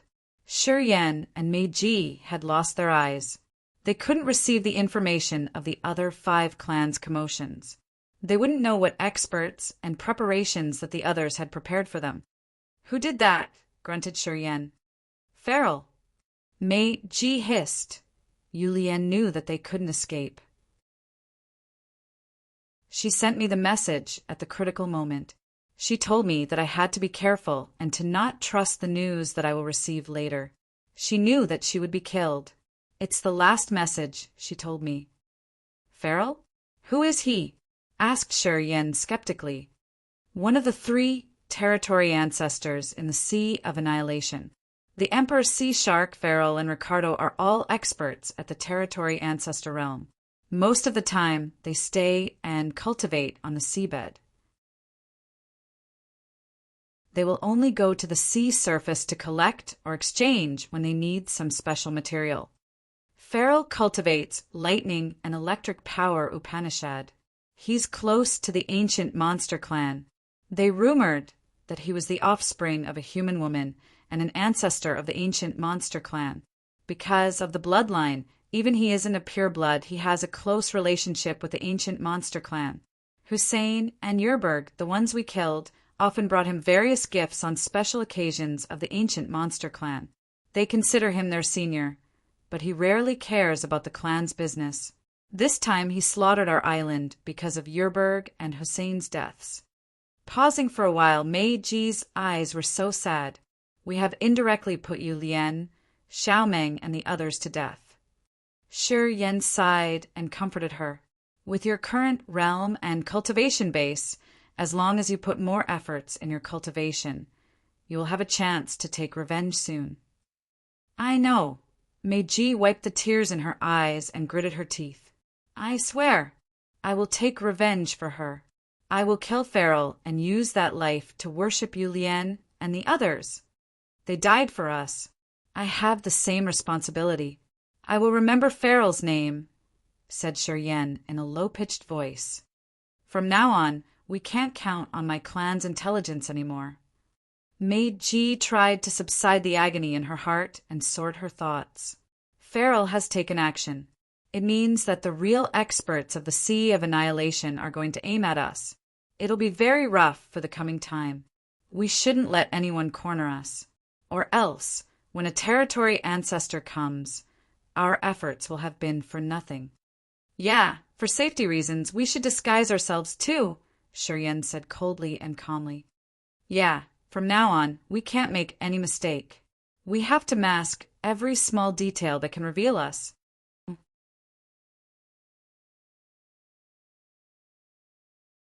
Chapter 1447, Disguise and Sneak. Chapter 1447, Disguise and Sneak. Underscore a corner in the seabed.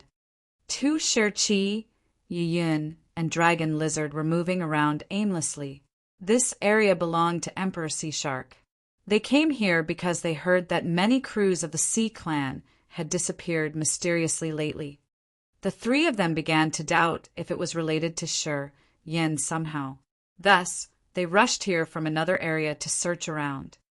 Some bell jingled in Yiyun's sleeves.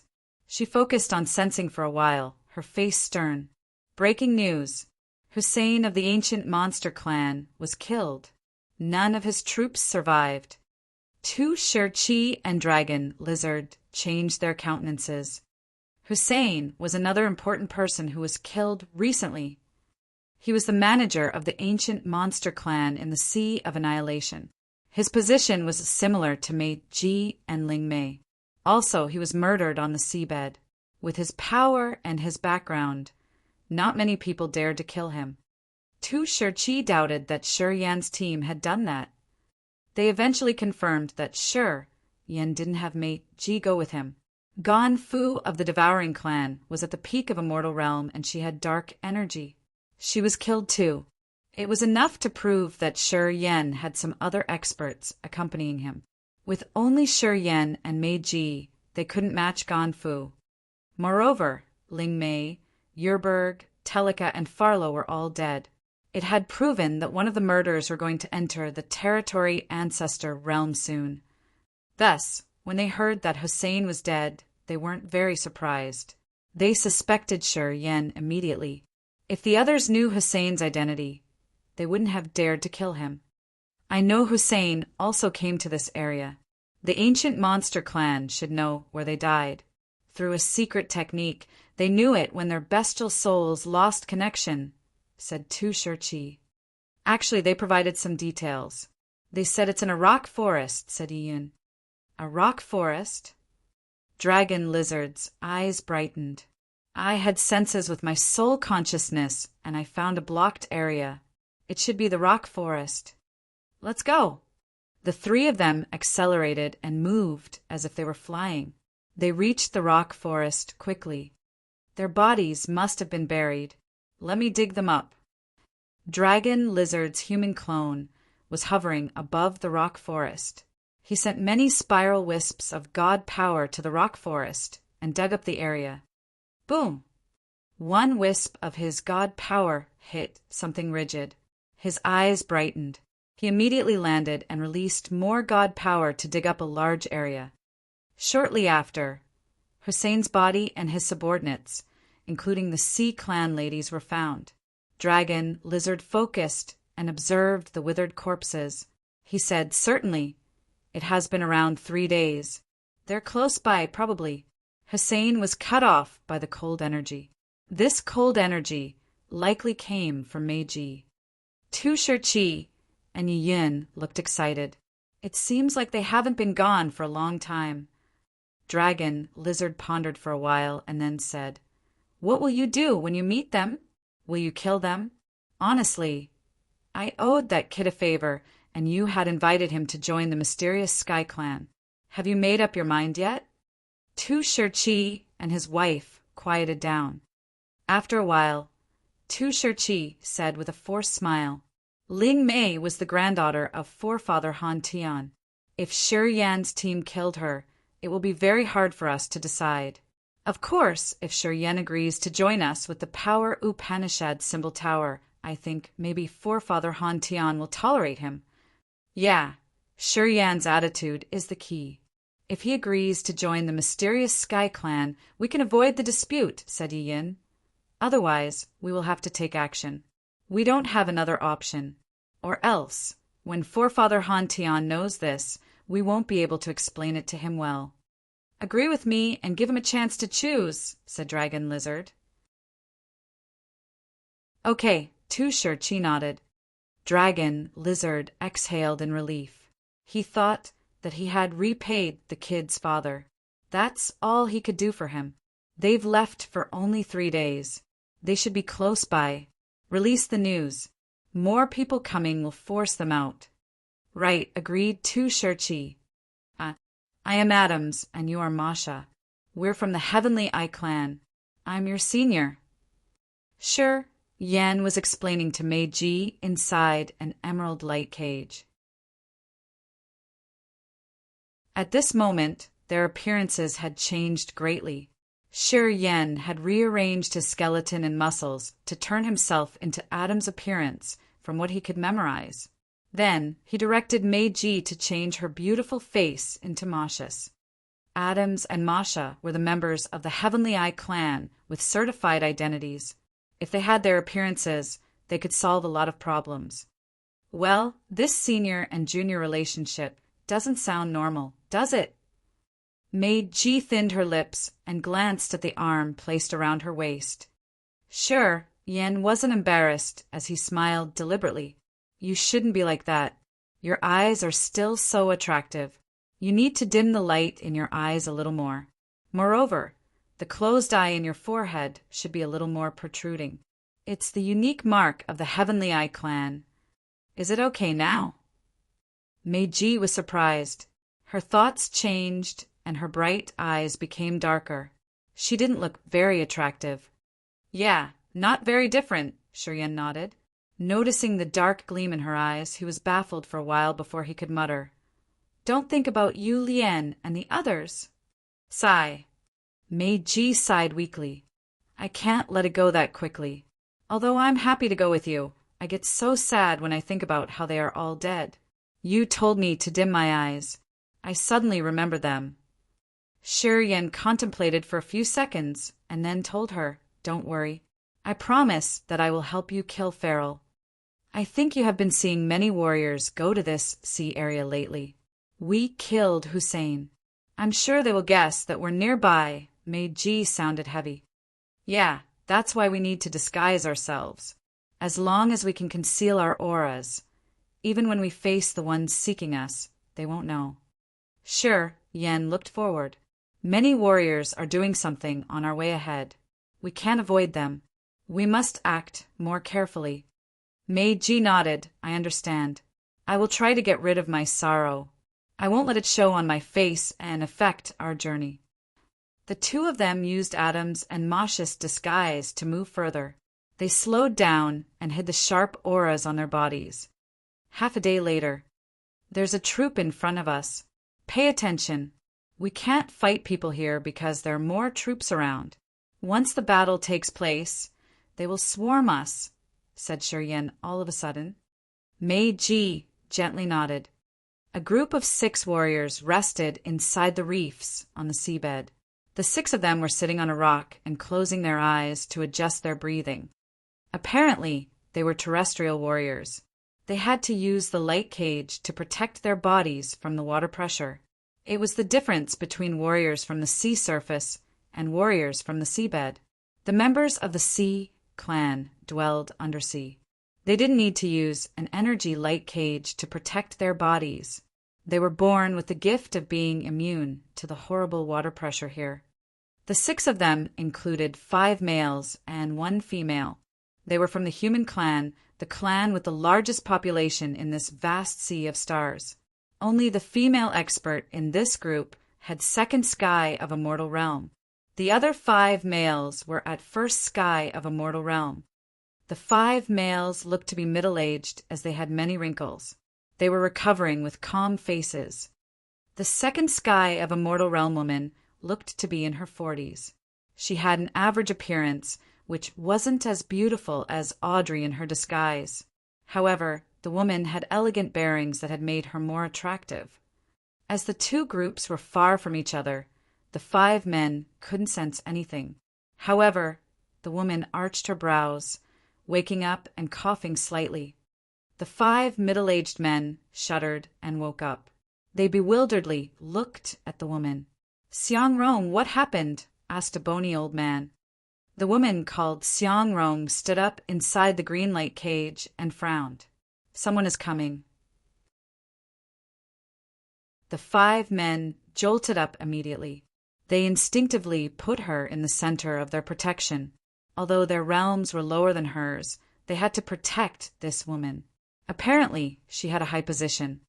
No need to be tense. Their auras aren't so strong. They can't threaten us. Xiangrong sensed and then sighed. "We shouldn't come here. I heard that Hussein was killed too. At our realms, we can't do anything." "Haha, we're not here for the Power Upanishad, Symbol Tower. We just hope to find some traces to exchange for the rewards from the 5 clans," smiled the bony old man.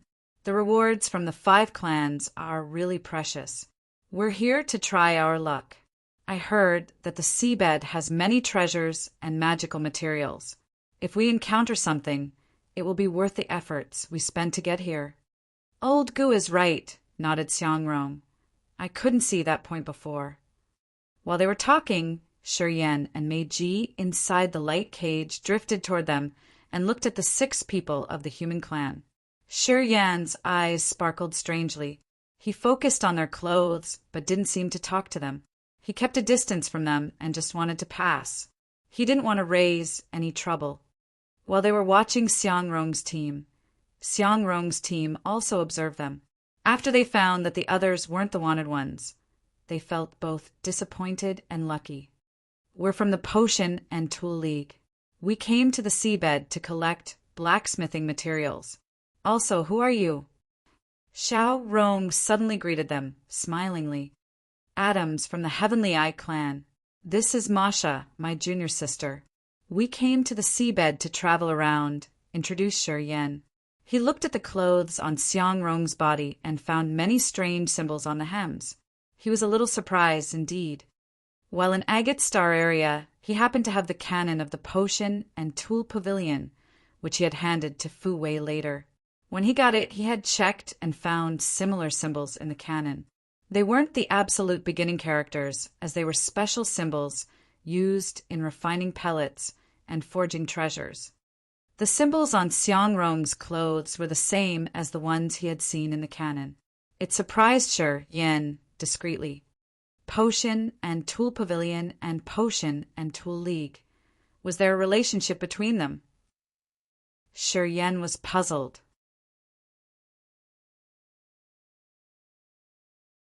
Chapter 1448, Capture. Chapter 1448, Capture _ Sure, Yin knew a little bit about the Potion and Tool Pavilion's history. Rumors said that a man had traveled through a space passage in the shadow, ghostly prison to come to Agate Star area. That man had established Potion and Tool Pavilion. He had set up the rules and principles that had made Potion and Tool Pavilion the strongest commercial organization in Agate Star area. Apparently, that man wasn't from Agate Star area. Many years had passed, and the first pavilion master of Potion and Tool Pavilion was dead. Sure, Yen had accidentally taken the cannon he had left. Today, when he saw the symbols on Xiangrong's clothes that were similar to what he had seen in the cannon, and the others had introduced that they were from Potion and Tool League, Sure Yen was moved. Of course, with the current dangerous situation, he wasn't interested in investigating the relationship between the two forces. He nodded to Xiangrong and the old men, then continued his journey with Meiji. Potion and Tool League? Have you ever heard about this force? Asked Sure Yen suspiciously after they had gone past the others. As Meiji was the leader in charge of the Phantom Clan in the Sea of Annihilation, she knew many things in the area. If the Potion and Tool League was famous, Meiji should know about them. Of course I have. They are a relatively strong force of the human clan. The human clan is the clan with the largest population in the vast sea of stars.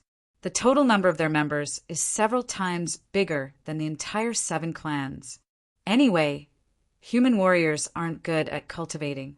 They are far behind the 7 clans.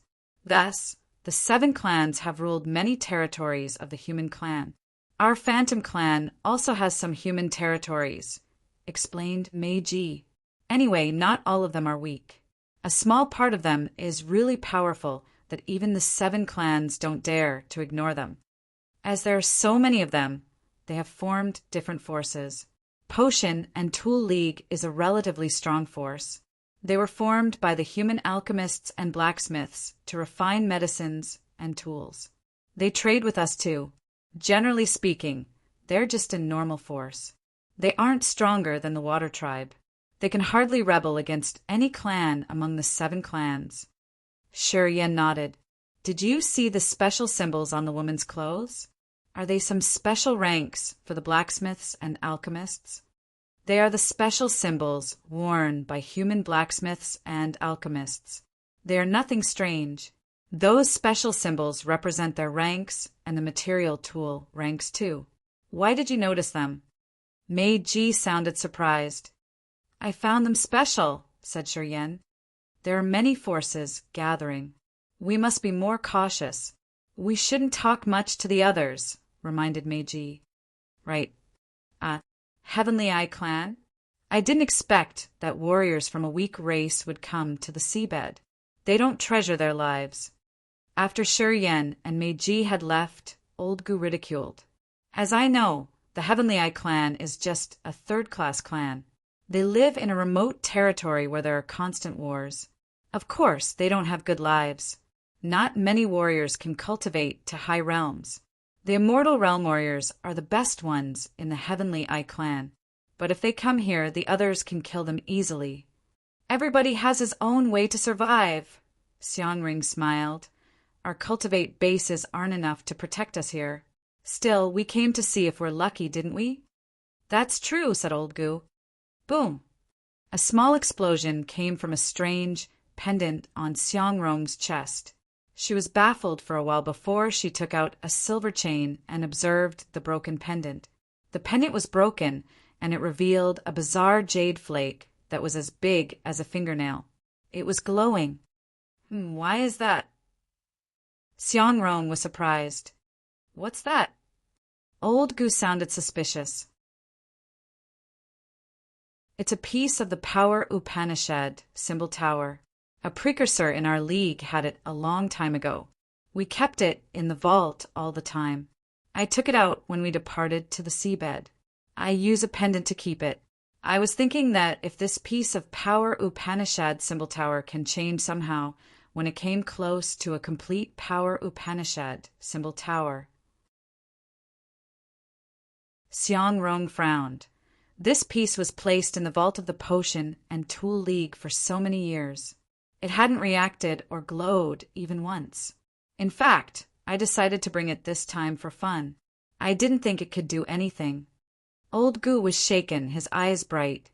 Then why is it glowing now? Is it true that a power Upanishad symbol tower is near? It seems that it has begun to send the energy after that heavenly Eye clan couple appeared. I didn't notice it at that time. But now, come to think of it, is it related to them? Seongrong's eyes brightened. Their appearances and race aren't what the 5 clans want to find. Are you sure it's them? Asked another middle-aged man. It's easy to change appearances. It's not important. Old Goo became excitedly. We're not sure now. We should follow them to check when we come close to them. If this piece is still glowing, we can be sure that the couple is the reason. Haha, we're going to be rich. Right. The others nodded. They were all stirred up. Be careful. Once we confirm that they're the wanted ones, we will leave immediately. Do not create any conflict. Seongrong frowned. If it's true, Meiji of the Phantom Clan is at the peak of a mortal realm. She can kill us all single-handedly. We have to leave before they spot us. Seongrong is right, appraised Old Goo. All of a sudden, a group of 6 started following Shi Yen and Meiji. Because Shi Yen and Meiji were using Adam's and Masha's identities of the Heavenly Eye clan, they had to slow down. Thus, the others could easily catch up with them. They are following us. Shi Yen knitted his brows. Meiji was perplexed. Those warriors of the Potion and Tool League couldn't recognize us. Their realms aren't high enough, and their power Upanishads aren't something special. They must have some other purpose. Shi Yen thought the same. Let's see what they are planning to do. He stopped and waited with Meiji inside the light cage. They turned around to look. 15 minutes later, Seongrong and the others emerged. Seongrong clutched the piece of the power Upanishad symbol tower in her hand, her heart beating fast. As they got closer and closer to Shi Yen, she could feel the energy rippling stronger. It was them. She screamed inwardly. Through the marvelous connection with the power Upanishad symbol tower, she was sure that the Heavenly Eye clan couple in front of her were the ones that the 5 clans wanted. She tried to subside her excitement and maintain an indifferent and calm face. She halted and kept a safe distance with Shi Yen and Meiji as she smiled. We have some items from the Potion and Tool League that can support your power Upanishads. I wonder if you're interested. Shi Yen frowned and said impatiently, Not interested. Oh, so I shouldn't bother you guys more. Seongrong wished that he would say so. Seeing him deny, she signaled Old Goo and the others. They left immediately, even faster than when they came. After they made some distance from Shi Yen, Old Goo asked, It is them, right? Yes, they are. Seongrong hissed excitedly. Thrill appeared on her face and even in her movement. The broken piece reacted powerfully. It had almost flown out of my hand. It seemed to want to enter that Heavenly Eye clan man. Excellent. Old Goo rubbed his beard. We're lucky this time. When this is certified, we'll get the rewards from the 5 clans. Dash. No, it's not quite right. Shi Yan's eyelid twitched. The power Upanishad symbol tower emerged and landed on his palm. Swish! A strange jet of light shot from behind him and entered the power Upanishad symbol tower. It was a small broken piece. After it touched the power Upanishad symbol tower, it turned into powder and became some magical, pure energy. Shi Yen and Meiji exchanged looks, and their faces changed. Retrieving the power Upanishad symbol tower, Shi Yen snorted, then turned around with Meiji. They started dashing. Seongrong's strong hand holding the piece of the power Upanishad symbol tower was bleeding. She was horror-struck when the broken piece flew out of her hand. She screamed, They know it. The other 5 men were scared out of their wits as they spoke hastily. Move! Move! Immediately! Boom! An ice mountain stood in their way that released a ruthless, cold aura which made them shiver. Shi Yan emerged like a demon and shouted, "Don't kill them with force. It will draw attention. When more people come, we won't be able to run." While talking, he threw out a fantasy boundary stone that he got from Yin. After the fantasy boundary stone got the space energy, it turned into a world in just a blink of an eye. While Xiangrong's team was petrified, that world had covered them and captured them. Shortly, Xiangrong's group of 6 disappeared and left no trace. "Someone is coming. We must go now." Sure, Yen rose his hand, and the world that the fantasy boundary stone had created flew into his sleeve. He and Mate Ji didn't dare to linger. They left immediately and disappeared. Not long after they had left, some small troops came. They observed carefully, their face perplexed. They got intelligence that Shi Yan and Mate Ji could move around here. Thus they had paid attention.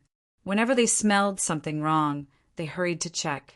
After moving one round around this area, some of them confirmed a warrior with ice power Upanishad had taken action here. But there's no sign of a furious battle. Strange. Did something happen while the warrior was cultivating that made the warrior release ice energy? Then where is that warrior? Who knows? They discussed, and they couldn't conclude the real situation. From this area as the center, they began to search around aimlessly. So close. Meiji's face still looked frightened. "I didn't expect that so many warriors were around us. Sigh, if we had received information from Yu Lian, we wouldn't have been so passive."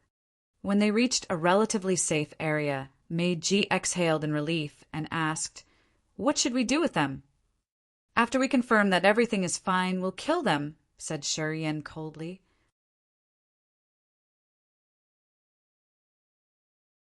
Chapter 1449 Run Into. Chapter 1449 Run Into Anusur. Boom! Boom! Boom! The fantasy boundary stone shattered. It twisted and blasted into pieces. The sharp space sabers jutted out. The 5 men had only first sky of a mortal realm. When the space exploded, their bodies shattered into hundreds of pieces. Their soul altars were like broken glass. The woman called Xiangrong had the second sky of a mortal realm cultivation base. She had congregated all of her power to her soul altar to protect it. After her body exploded, her soul altar flew out. Xiangrong's host soul floated above the soul altar. She looked at Shi Yan and was with fear. She saw Shi Yan release a black hole and taken the wisps of soul from Old Gu and the others. She was scared out of her wits. Shi Yan cried and looked at Xiangrong's soul altar. "I can't believe that you were able to keep your soul altar after the fantasy boundary stone shattered. Tisk, it's true that a higher realm can make some difference." Xiangrong was horror-struck. She looked at Shi Yan and didn't know what to say. "How did you verify our identities?" intervened Meiji. "If I tell you the truth, will you spare my life?" Xiangrong's soul flashed. "If you agree to let me live, I will tell you everything." "Live." Meiji smiled in surprise. "You ask him." Xiangrong's eyes were begging as she turned to Shi Yan. "Spare my life, and I will tell you everything I know." "It's not that complicated," Shi Yan frowned and said coldly. "After I swallow your soul altar, I can extract your memories. It just takes a bit of effort. From the day you came to the seabed, you should have thought about today. Don't blame me for being cruel." Then, he didn't give Xiangrong more time to beg. The devouring power Upanishad moved and sucked Xiangrong's soul altar. This area was a distance from the besiege over there. No troops were patrolling here. Countless tufts of algae were swaying with the water current, which looked like scattered cotton that provided places to hide. Shi Yan and Meiji were inside a big cluster of algae.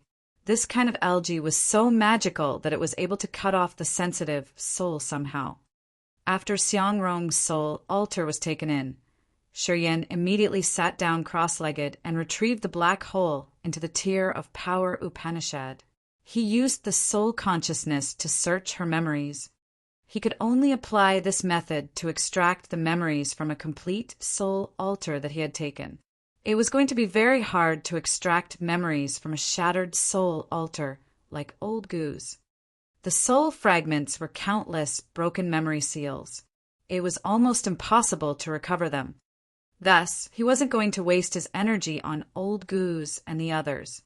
Countless wisps of memories shot out of the black hole like electric beams. Sharp images flashed in Shuryen's head. It's a small piece of the Power Upanishad symbol tower. It's unknown where the Potion and Tool League had gotten it. That piece of Power Upanishad symbol tower could find the complete Power Upanishad symbol tower. After I took the Power Upanishad symbol tower out of my incipient extent, it proactively came and merged with the tower. Sure, Yen squinted as he was reading the memories and explaining them to Meiji at the same time. It's strange. After that piece of jade got into the Power Upanishad symbol tower, some unclear absolute beginning symbols had also come to my brain. Shuryen opened his eyes and pointed at his head. I don't know if this Power Upanishad symbol tower now has a relationship with the devouring Power Upanishad after I have taken it. It can gather the other pieces of the Power Upanishad symbol tower.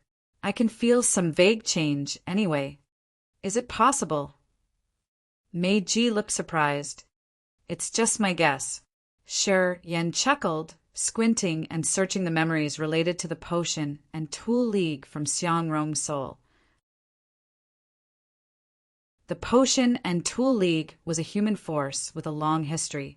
Each elder of the Potion and Tool League had mastered refining and blacksmithing techniques. They had battleships that were essentially moving cities that could visit big territories to find rare materials for blacksmithing or making medicines. The elders of Potion and Tool League refined pellets and forge tools to exchange for techniques, medical books, and secret treasures. That's how they advanced their cultivation. A strange piece of a memory caught Shuryen's attention. It was related to an expert.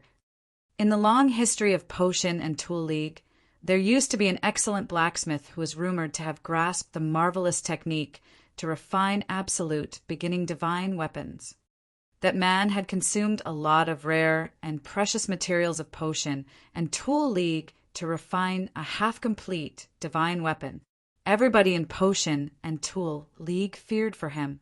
The peerless attainment in blacksmithing of that blacksmith had thrilled the 7 clans. To have him, the 7 clans had sent their hotshots to the Potion and Tool League to invite him. The Soul Clan had abducted him in the end. On the way, the mysterious Sky Clan came and vied for that man with the Soul Clan. They engaged in furious combat, and the man took that chance to flee away. He disappeared from the sea domain of nihility since then. Rumors said that he had the treasured book of the Potion and Tool League, which was written in special symbols that used to refine or forge tools. The Potion and Tool League gave him the treasured book to record his experience in forging the absolute beginning divine weapon. Shuryen extracted and observed Xiangrong's memories. He was moved, his eyes sparkling in a strange light. Was he the founder of Potion and Tool Pavilion in Agate Star area, the first pavilion master who had built the entire Potion and Tool Pavilion? Was the canon an important item to certify the pavilion master of Potion and Tool Pavilion in Agate Star area, the treasured book that the Potion and Tool League had mentioned? That book had the records of refining an absolute beginning divine weapon. Shuryen was surprised. He felt uncertain. After he had gone to the sea domain of nihility, he knew how precious absolute beginning divine weapons were. If someone could refine an absolute beginning divine weapon, of course, many clans and forces were going to vie for him. The cannon was in Fu Wei's hands. She was the current pavilion master of the Potion and Tool Pavilion with outstanding refining attainment. Was it predestined? Sure, Yen didn't know whether he should cry or smile. Potion and Tool Pavilion, Potion and Tool League, and the refining treasured book. Am I the tie that is connecting them all? If not, why was I able to encounter them? What did you say? Asked Meiji. The Potion and Tool League used to have a blacksmith who could refine a half-complete, absolute, beginning divine weapon. Do your Phantom clan have any records about him? Asked Shi Yen. Yeah, there was a man like that. He was a genius who had dedicated his entire life to forging tools. It was a long, long time ago. He had refined a half-complete, absolute, beginning divine weapon. It was thrilling news to the 7 clans. Because of him, the Soul Clan and the mysterious Sky Clan fought a furious battle. Many experts were killed back then. That battle was the ignition to the long-time war between the Soul Clan and the mysterious. Unfortunately, that expert had disappeared. After so many years, he must be gone. No one knows if his records exist or not. Why do you ask? Meiji was surprised. Shi Yen smiled and didn't answer. He had decided to talk to Fu Wei about this once he got back to desolate territory. 3 shadows were gliding through the seabed. All of a sudden, one of them halted and frowned. Her eyes were filled with joy. I spotted the aura of the Fantasy Boundary Stone. Forefather Dragon Lizard's clone was surprised. Why do you care about the Fantasy Boundary Stone? However, Tu Shi knew the situation. He looked cheered up. Are you sure it's the Fantasy Boundary Stone that you gave him? Of course. Yi Yin was certain. I'd kept those Fantasy Boundary Stone for years. I'm sure I can feel their auras. I'm sure it's the Fantasy Boundary Stone that I gave away. Oh, the shock waves of the explosion came from that area. Her finger pointed to a direction. Sure, Yen should be there. Tu Shi pulled a stern face and took a deep breath. We're heading there. It seems like we'll get the result after searching for a long time. If it's true, I'm not sure if we can hold them back. You guys have to prepare, Dragon Lizard pondered. Gan Fu of the Devouring Clan was killed. It means that they have an expert in their team. My real body can't come here. If that expert is with them, we'll hardly be able to defeat them. Should we release the news to attract more people? Tu Shi hesitated. If so, they will all be killed, no doubt.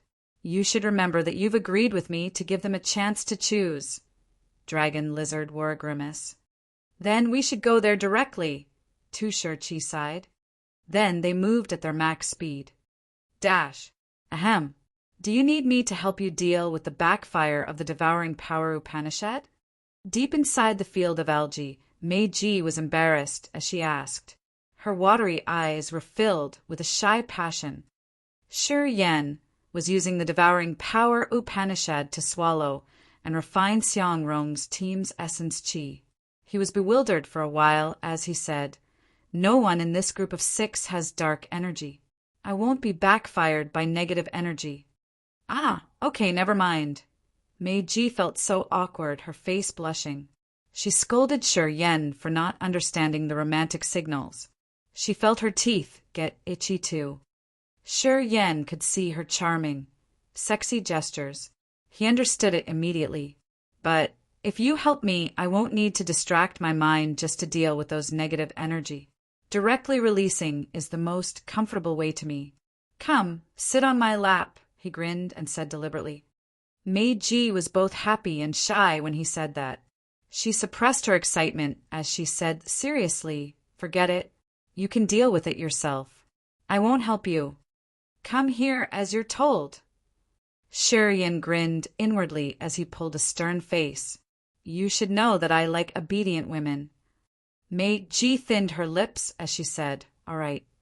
She actually felt so happy when she moved towards him. Right at this moment, Shi Yan's face darkened as he jolted up. As Meiji was bewildered, he hissed, Come, old friends. Long time no see. Your sensitivity has gotten much better. I can't believe that this kid at incipient God realm from that year now became a big character that the 5 clans are crazy for. Dragon, Lizard smiled and glided through tufts of algae.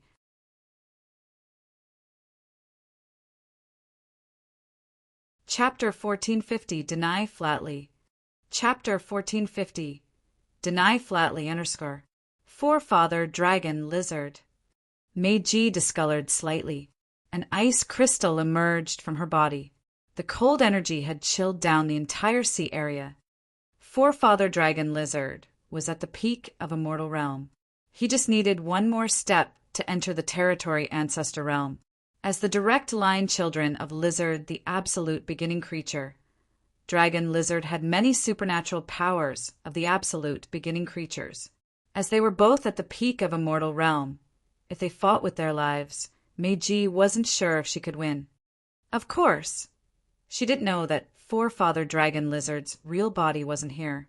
Thus, she looked like she was facing her archenemy. And us here. Tu Shirchi sighed and held Yun's hands, appearing in front of Shi Yen with complicated faces. What are you here for? Shi Yen was calm and natural. For the power Upanishad, symbol tower. While talking, Shi Yen and Meiji had transformed back to their real appearances. Masha and Adam's disguise could deceive the others, but they couldn't fool Dragon Lizard, Tu Shirchi, and Yin. They had met Adams and Masha, so they knew that Adams and Mash wouldn't be in the Sea of Annihilation. Not only because of the power Upanishad symbol tower, Yun forced a smile. Ling Mei was dead. We have to give Forefather Han Tian an answer. She was his granddaughter. Although Forefather is cultivating in seclusion, we're in the Sea of Annihilation. If we don't do anything, we won't be able to see him later. We know each other. I don't want to be your enemy. I just have a question. How did Ling Mei die? Asked Tu Shirchi begrudgingly. Meiji opened her mouth. I killed her. Shi Yen intervened. Ling Mei wanted to kill me and rob the power Upanishad symbol tower. Should I wait for her to kill me? I'm not evil. She provoked me. I killed her. What else do I need to say? Meiji was surprised. Her bright eyes flared with a strange light. She killed Ling Mei, and she was about to admit that. Unexpectedly, Shi Yen admitted the crime instead of her. She couldn't explain why he did that. Don't joke about this. Forefather Dragon Lizard laughed strangely and shook his head disbelievingly. Kid, you're at first sky of a mortal realm. You think you can kill Ling Mei? Although I had never met Ling Mei before, I know it's not easy to murder an expert at the peak of a mortal realm. He tried to give Shi Yen a way out. It wasn't just you two, right? Tu Shirchi agreed with Dragon Lizard. Gan Fu of the Devouring Clan was confirmed dead. Experts with dark energy aren't something you two can deal with. Tu Shirchi's eyes sparkled.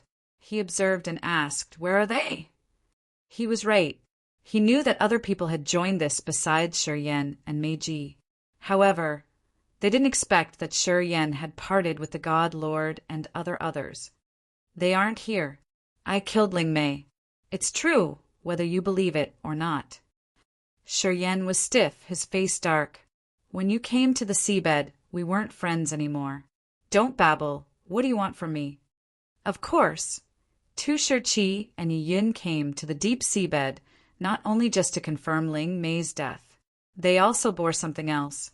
Shi Yen knew he had no way to subside this. He had his own calculations. Thus, he didn't need to pretend to befriend them. I agreed with Brother Dragon Lizard that as long as you give us a clear answer and bring the power Upanishad symbol tower to join our mysterious Sky Clan, we will explain everything with Forefather Han Tian. We can ensure that you will be safe and sound, said Tu Shirchi with a stern face as he pounded his chest affirmatively. Don't worry. You will be a non-native officer of our mysterious Sky Clan. You will receive more benefits, and it will be much better than cultivating alone. It's true. Even if you have the power Upanishad symbol tower, you can't refine the absolute beginning original symbol by yourself, Yin advised him. Moreover, the 5 clans are searching for you. You can't escape. If we can find you, the others can too. As long as you agree to join our mysterious Sky Clan, we will ask our seniors to deal with the Black Demon Clan, the Devouring Clan, the Soul Clan, and the Ancient Monster Clan about your murder cases. Kid, although the sea domain of Nihility is a massive area, you've offended the 5 clans. You won't find a safe place to go to. Their offers aren't bad. Go with them, said Forefather Dragon Lizard. Sure, Yen frowned, her face indifferent. What if I don't agree? Dragon Lizard shrugged and said begrudgingly, then don't blame me. I've agreed with the mysterious Sky Clan. I will join Tu Shirchi to deal with you. How about you two? Sure Yen squinted. To have a proper answer to Forefather Hantian, we can only try our best to deal with you and take the power Upanishad symbol tower. Of course, we won't kill you. We will only capture you. Then we will let the 5 clans judge you, said Tu Shirchi. Then come here, Shiryen said in a low-pitched voice. What? Forefather was shocked. Come catch me. Shiryen's eyes turned crimson quickly. Sharp spikes protruded from his skin. A pair of bone wings jutted out of his back. He had transformed into his fighting mode in just a blink of an eye. Life energy surged in every inch of his skin and bones. The thick, murderous aura came out of his acupuncture points and shot a visible, blood-red light column into the sky. The massive energy field could cut apart even the water and create a vacuum area around him. What a powerful life energy magnetic field!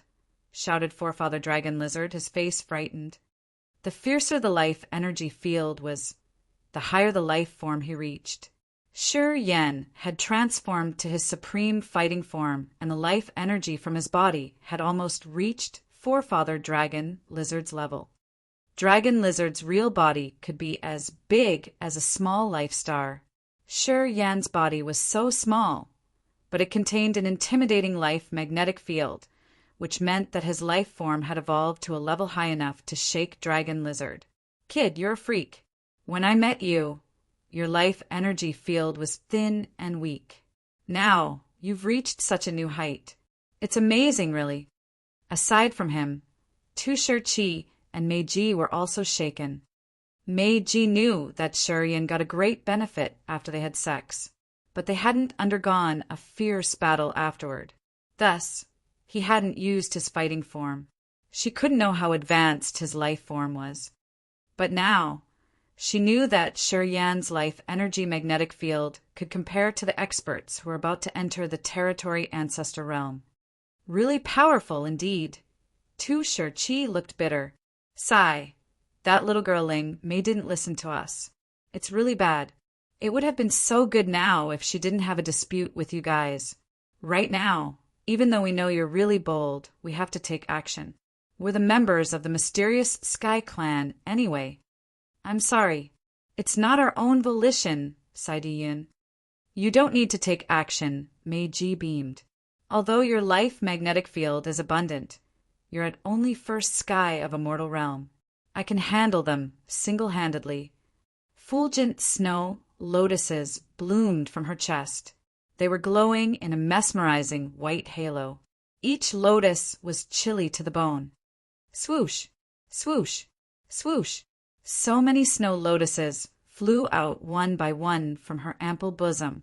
They moved like an icy world and attacked Tu Shirchi, Yiyun, and Forefather Dragon Lizard. At the beginning, Dragon Lizard, Tu Shirchi, and Yiyun disdained her because they knew that Meiji had been badly wounded. When a peak of a mortal realm expert got wounded, it was tough to recover quickly. Thus, they weren't worried about her. However, when so many snow lotuses came to them and released cold energy, they knew that they were wrong. At this moment, Meiji was much more intimidating than when she was on Dragon Lizard Star. At that time, Meiji could subdue Tu Shirchi and his wife by herself. Today, Mei Ji's wounds healed and she had dark energy. Shi Yan's vitality had refined her body too. She was now in her supreme condition.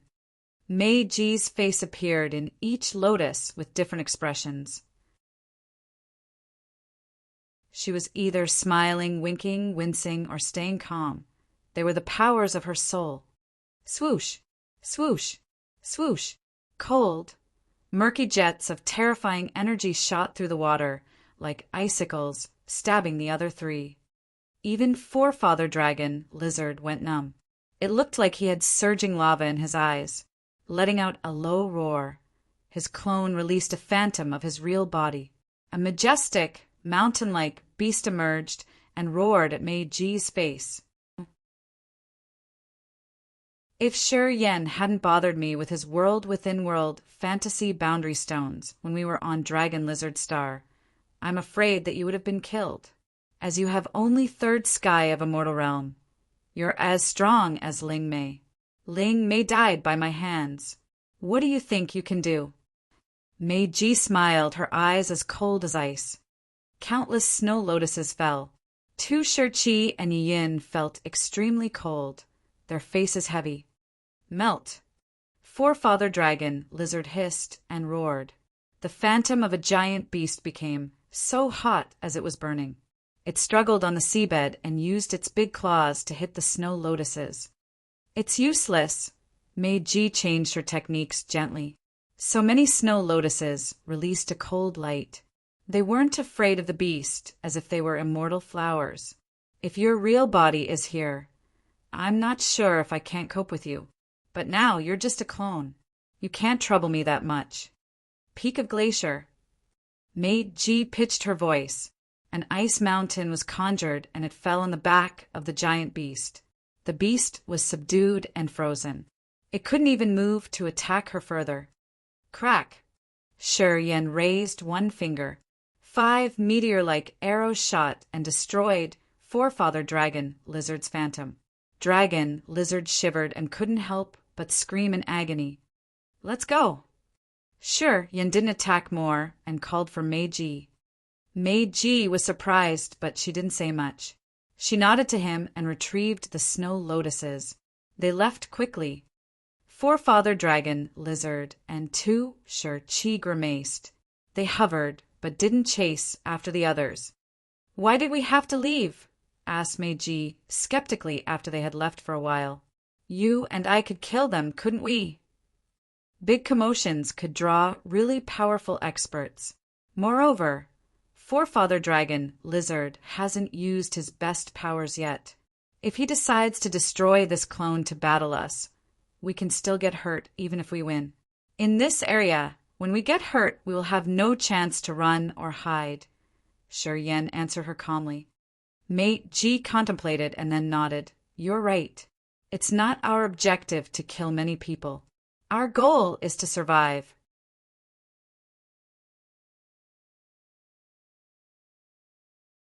Chapter 1451, Hero. Chapter 1451, Hero, Anusur. Deep inside an algae field, Forefather Dragon Lizard, Tu Shi, and Yin stayed idle, their faces stiff and blank. After a long time, Forefather Dragon Lizard said bitterly, That kid! Why is he with Mei Ji? I remembered that Mei Ji had chased after him to kill him. She didn't hesitate to drain her power to do that. And now, did you see that they were sticking together like a couple? Mei Ji listened to everything he told her. It's strange. Tu Shi didn't understand either. Only the ghosts know how he could do that. Mei Ji has approached him and protected him for the Power Upanishad symbol tower on purpose, maybe? Guessed Yin. Listening to him, Forefather Dragon, Lizard, and Tu Shi nodded. They thought that sounded more probable. What should we do now? Forefather Dragon, Lizard, looked begrudgingly. My body isn't here yet. Mei Ji's wounds recovered. She's tougher to deal with now. If we risk our lives with her, I think we will lose at the end. Wait until the hotshots come, sighed Yin. The hotshots won't come for the time being. Even if they come, they will be late. It's really hard to solve this now. Tu Chi pondered for a while and then decided, we can only release information. What if we only benefit the others? The old freak of the Soul Clan is in the Sea of Annihilation now. Whenever he gets news, he responds quickly. If he gets the Power Upanishad symbol tower, our efforts will have been for nothing. Yiyun shook her head. I have a good relationship with a friend from the Whitebone clan. Recently, they're trying hard to find the experts with Life Power Upanishad. He asked me to pay attention. Shi Yen mastered the Life Power Upanishad, and it's possible that the absolute beginning original symbol he got from the Power Upanishad symbol tower is a life original symbol. Tu Chi's eyes brightened. You're right. The absolute beginning original symbol he has is a life original symbol. I'm certain about this. Forefather Dragon Lizard nodded. This time, the life energy magnetic field from him is too thick. It's unimaginable, though. Except for the power of the absolute beginning original symbol, I can't think of anything else. Then I will contact my friend from the Whitebone clan. Let's see if they're interested in this. Tu Chi made up his mind. It was an island in the Sea of Annihilation, which was filled with white bones. Those bones came from members of different races. They were white and had surging energy. It was the base of the Whitebone clan in the Sea of Annihilation. Lately, a Skull Island had come and anchored here. A child of the Whitebone clan had landed on this bone island. He spoke the oldest language of the Whitebone clan. His appearance had shaken the entire Whitebone clan. He brought with him his parents, the two dormant territory ancestor realm experts. The entire bone island was in high spirits because of the little skeleton. It had received the warmest welcome here too. The Skull Island had merged with the Bone Island and become a part of it. The members of the Whitebone clan brought the two precursors to their bone burial pond deep inside the Bone Island. They had tried all the secret techniques to wake them up. However, as the two had spent all of their vitality and left only a wisp of the feeble soul, the bone burial pond couldn't wake their consciousness up. The members of the Whitebone clan quickly recognized that they needed to pour vitality into them in order to wake them up. Thus, they began to find the warriors with a strong life power Upanishad. They had promised generous rewards to find more experts. However, they weren't lucky because there weren't many warriors cultivating life power Upanishad, let alone ones with high realms. After a long time, only around 10 warriors had come.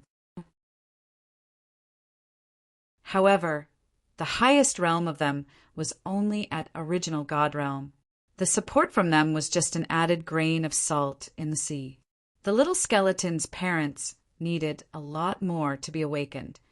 Because of the two dormant precursors at the territory ancestor realm came to the island. All the Whitebone clan's efforts were gathered here. Thus, they didn't really care about the Power Upanishad symbol tower under the sea. They didn't send any member to go and explore the seabed.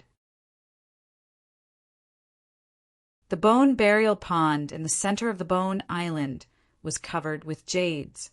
The little skeleton was sitting by the pond and watching the two coffins, his eyes upset. Child, don't grieve too much.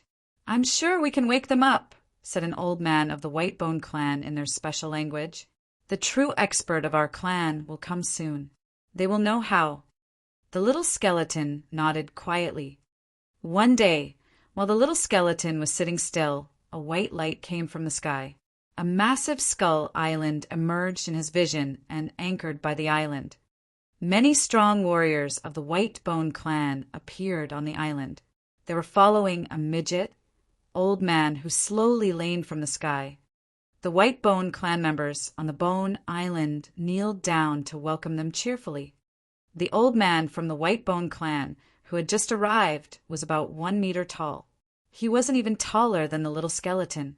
He was holding a strange bone staff, which made him look like he had 3 legs. As soon as he landed, his eyes twinkled. He went to the little skeleton and raised his jade-like, bony hand to stroke the little skeleton. He mumbled, "Good lumber. Beautiful jade. You're their kid, indeed. I can't believe they finally reappeared. You know my parents? Asked the little skeleton in the White Bone Clan's language. The old man looked at him lovingly. Of course. They are my precursor. As you're their child, you're from the same generation as me. Then he took the little skeleton to the pond where the two coffins were laying. He stooped to see and said, they need an enormous amount of vitality to wake up. If I cultivated life power Upanishad, I could have awakened them. Too bad that I don't. He turned to the crowd next to him. It has been a long time. Is there anyone with a strong power Upanishad? No, they shook their heads. The old man looked disappointed. We'll wait here for a while. Afterward, I will take them back to our clan. We will get more people to think about a solution. The old man stayed on the Bone Island and taught the little skeleton a lot of common knowledge, secrets, and marvels of power Upanishads and dark energy. This old man was one of the territory ancestor realm experts of the White Bone Clan. He was also a famous expert in this vast sea of stars. With his teaching, the little skeleton gradually learned about the White Bone Clan, the sea domain of nihility. He advanced his cultivation of power Upanishads. A secret bone pond inside the Bone Island was activated. They then melted many strange and rare materials that they had collected in the pond to refine the little skeleton's bone body, directed by the old man. Streams of ivory fluid seeped into the little skeleton. His white bone became more transparent and sparkly with brilliant starlight. If you want to see dark energy, your life magnetic field must have evolved sufficiently. You have to quench your body first. The body that your parent had gifted you is very fine. You're the luckiest in our clan's history. With this bone pond, you will thrive faster. The old man was sitting by the pond and watching the streams of fluid running into the pond. The little skeleton was using its star power to absorb it while listening to the old man's patient explanation. Tribal oldie, I have something to report, asked a member of the White Bone Clan from a far distance. After he was permitted, he stepped forward and said, Tushar Chi of the mysterious Sky Clan has contacted me. He said that he found the one who the 5 clans wanted undersea. That man cultivates life power Upanishad, and he has the life original symbol from the power Upanishad symbol tower. That man is called Shuryen. Tushar Chi couldn't capture him. As he knows you're here, he asked us if we're interested in this. Shuryen. The little skeleton was cultivating in the pond. His eyes brightened. He's the one I told you about. He got me back here, and he told me that he would help me wake up my parents. Are you sure it's him? The old man's eyes were like a monstrous, burning flame. It's him. I heard the woman call him that. That woman is called Meiji, said the little skeleton. The old man looked at the reporter. The other nodded continuously. Yeah, it's Meiji from the Phantom Clan. They are going with each other. He cultivates life power Upanishad, and he happened to get the absolute beginning original symbol of life power Upanishad. He had even brought you back here. It's predestined, the old man nodded. Tell Tushar Chi that we're interested. Tell him I will go to the seabed myself. He just needs to tell me the directions. I understand. The reporter walked out respectfully. He helped me earlier. I want him to live a long life, said the little skeleton. The old man was calm. Showing gratitude is our White Bone Clan's pretty values. We won't do despicable things. I will bring him here. After I find him, he'll be fine. Thank you, regarded the little skeleton. You're my cousin. I am Hero.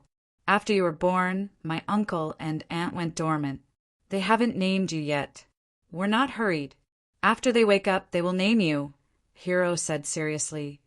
You're my little cousin, my closet family. Our White Bone Clan doesn't have many members. We must stay close to each other.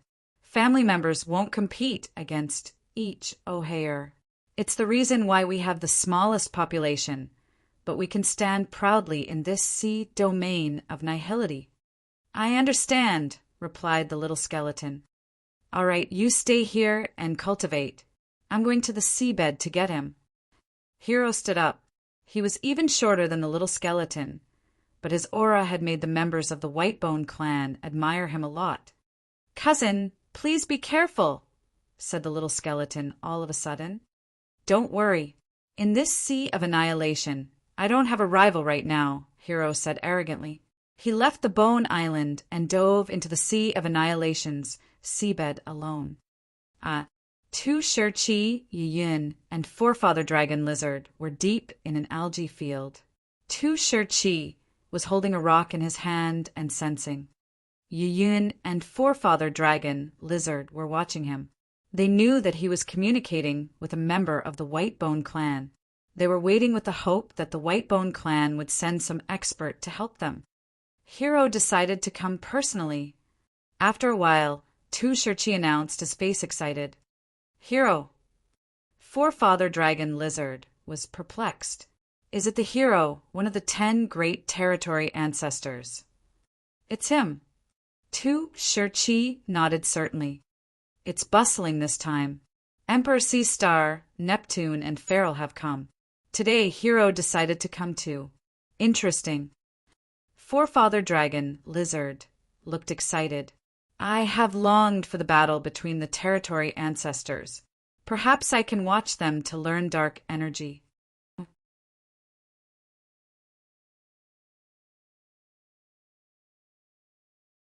Chapter 1452, Emperor Sea Shark. Chapter 1452, Emperor Sea Shark on Ur. Deep in the blue sea, a majestic glass palace the size of a small kingdom was moving on the seabed like a giant fish.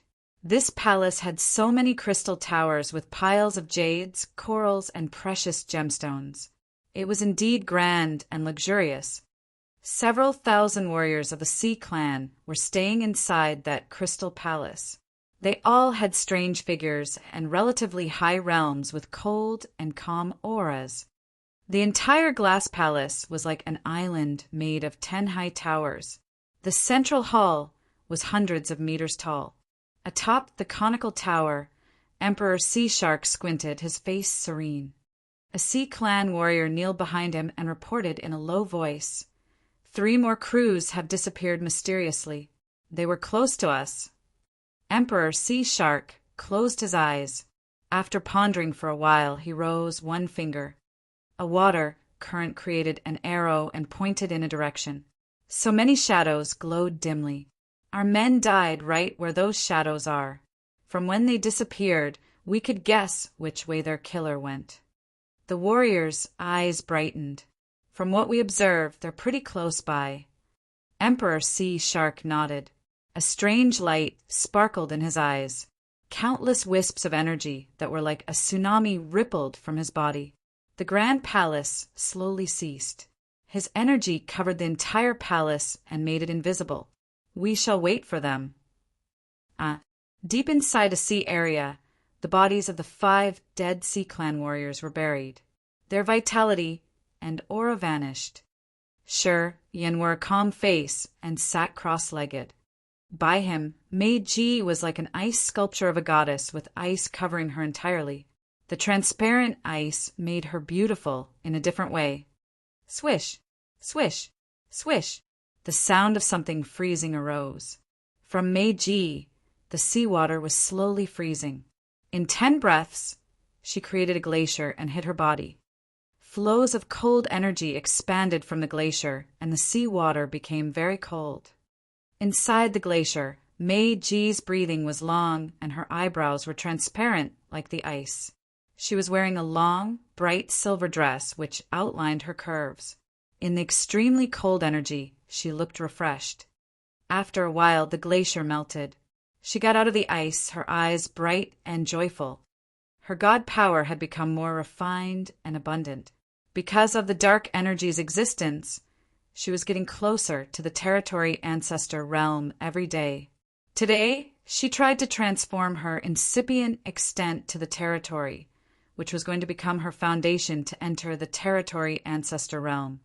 After parting with Forefather Dragon Lizard and Tu Shirchi, She and Shiryen had moved fiercely and killed all the warriors in their way. Every time after they killed the warriors, Shiryen had used the devouring power Upanishad to absorb and share pure energy with her. While her god power, soul, and body were advancing, she also changed to enjoy an indescribable pleasure of intimacy. She got used to, and she thought she was sinking as she began to enjoy this erotic and yet dangerous adventure. Her power had been increasing every day. Every time she felt sweet, Shiryen's image got carved more deeply into her soul and heart. She looked at Shiryen with sincere feelings in her bright eyes. She was confident that she could compete with territory ancestor realm experts. Even if Batum had come back from death, she was confident that she would defeat him. She didn't know how strong Shiryen was now.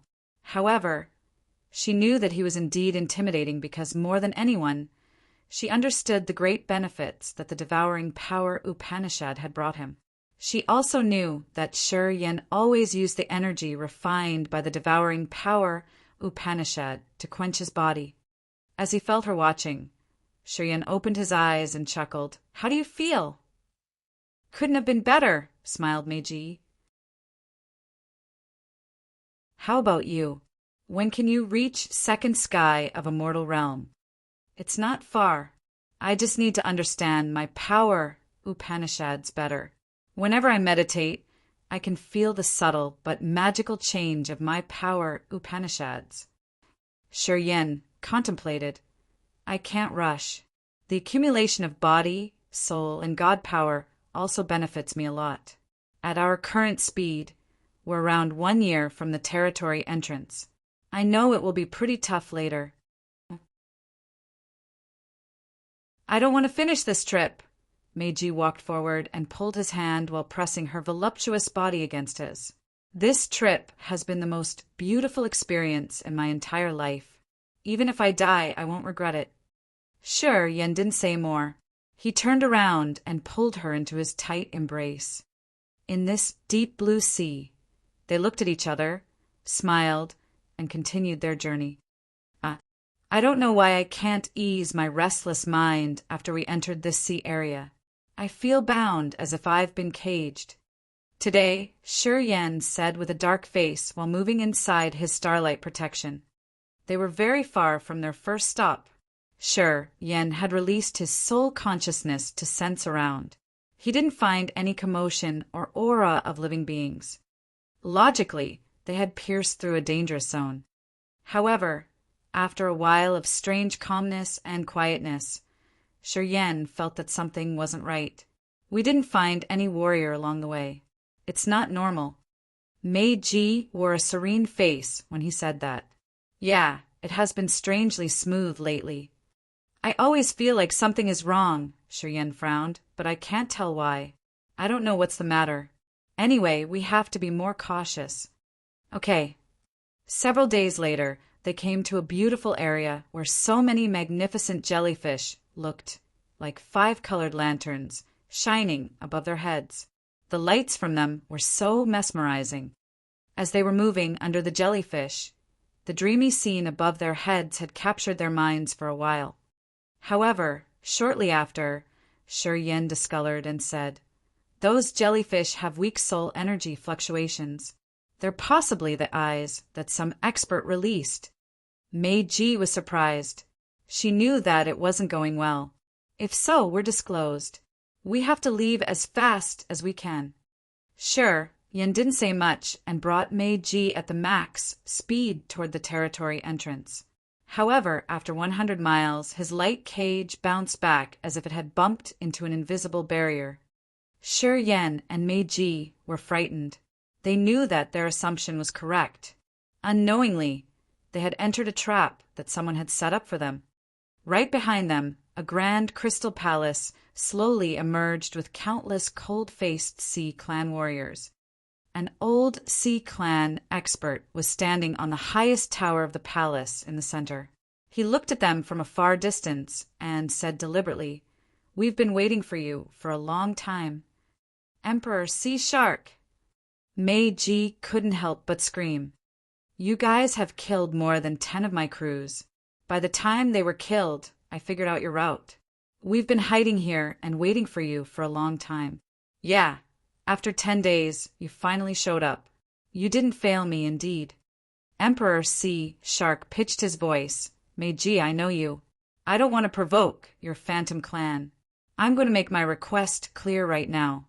Say it. Meiji's expression was extremely stern. I've talked to Neptune and made a deal with him.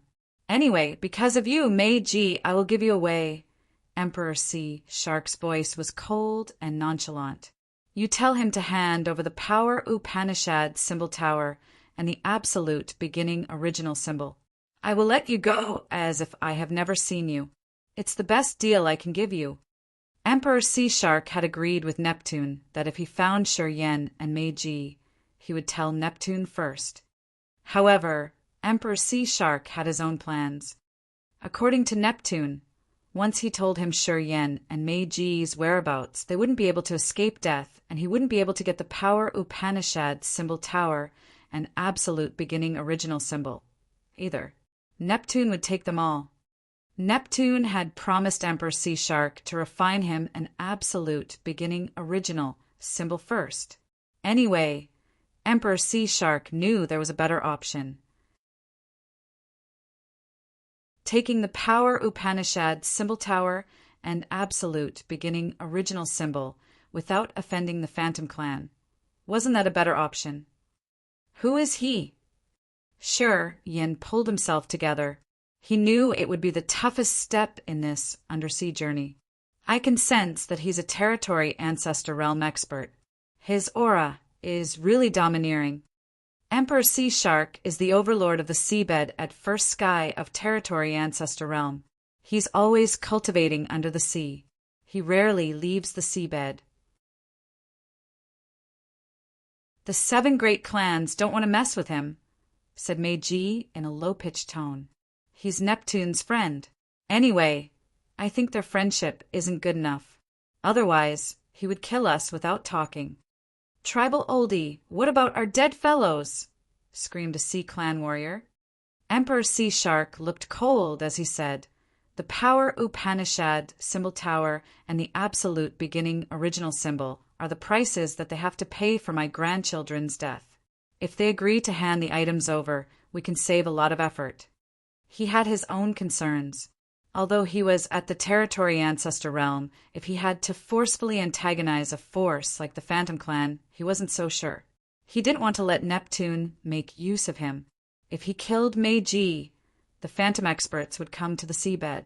Taking the Power Upanishad symbol tower and the absolute beginning original symbol without enraging the Phantom Clan was the best thing to do. I'll give you 15 minutes to consider it. Emperor Sea Shark stood on his throne and spoke. Meiji, you're a smart woman. You know when to let it go. Swoosh! Countless layers of barriers were conjured. They covered the starlight cage to prevent the soul consciousness from sensing and eavesdropping. He's really strong at first sky of territory ancestor realm. We can try to defeat him, but I'm not so sure. Meiji looked bitter. Because I have been growing fast lately, I'm considering it. Otherwise, I wouldn't even have the guts to fight him once. Shi Yen furrowed his brows. The first sky of territory ancestor realm. His incipient extent has evolved into the territory. He has dark energy. Indeed, he's an extreme opponent. We can't succeed. Once we're defeated, I know it won't be easy to talk to him again, said Meiji. Sure. Yen lifted his head and looked at Emperor Sea Shark, his voice low. I've swallowed a lot of soul altars lately. My body, soul altars, and God power all transformed to many different levels. I feel great, but fighting against a territory ancestor is over my capacity, I think. But I still want to try. I want to know to what degree I can reach if I use all of my powers. Do you want to fight? Meiji was frightened as she spoke resolutely. No, absolutely not. You're at first sky of a mortal realm. Too low. Let me try beating Emperor Sea Shark. If we can't, just give him the Power Upanishad symbol tower. You're still young. You don't need to sacrifice yourself. You will have chances to make up the fight today. The absolute beginning original symbol has fused with my power Upanishad. I don't know how to take it out. The power Upanishad symbol tower has connected to my co-soul. I will never discard my soul. Shuryan shook his head. You're tuning in to the Thunder Spear YouTube channel. Don't forget to subscribe and join us on this journey to catch the most captivating stories.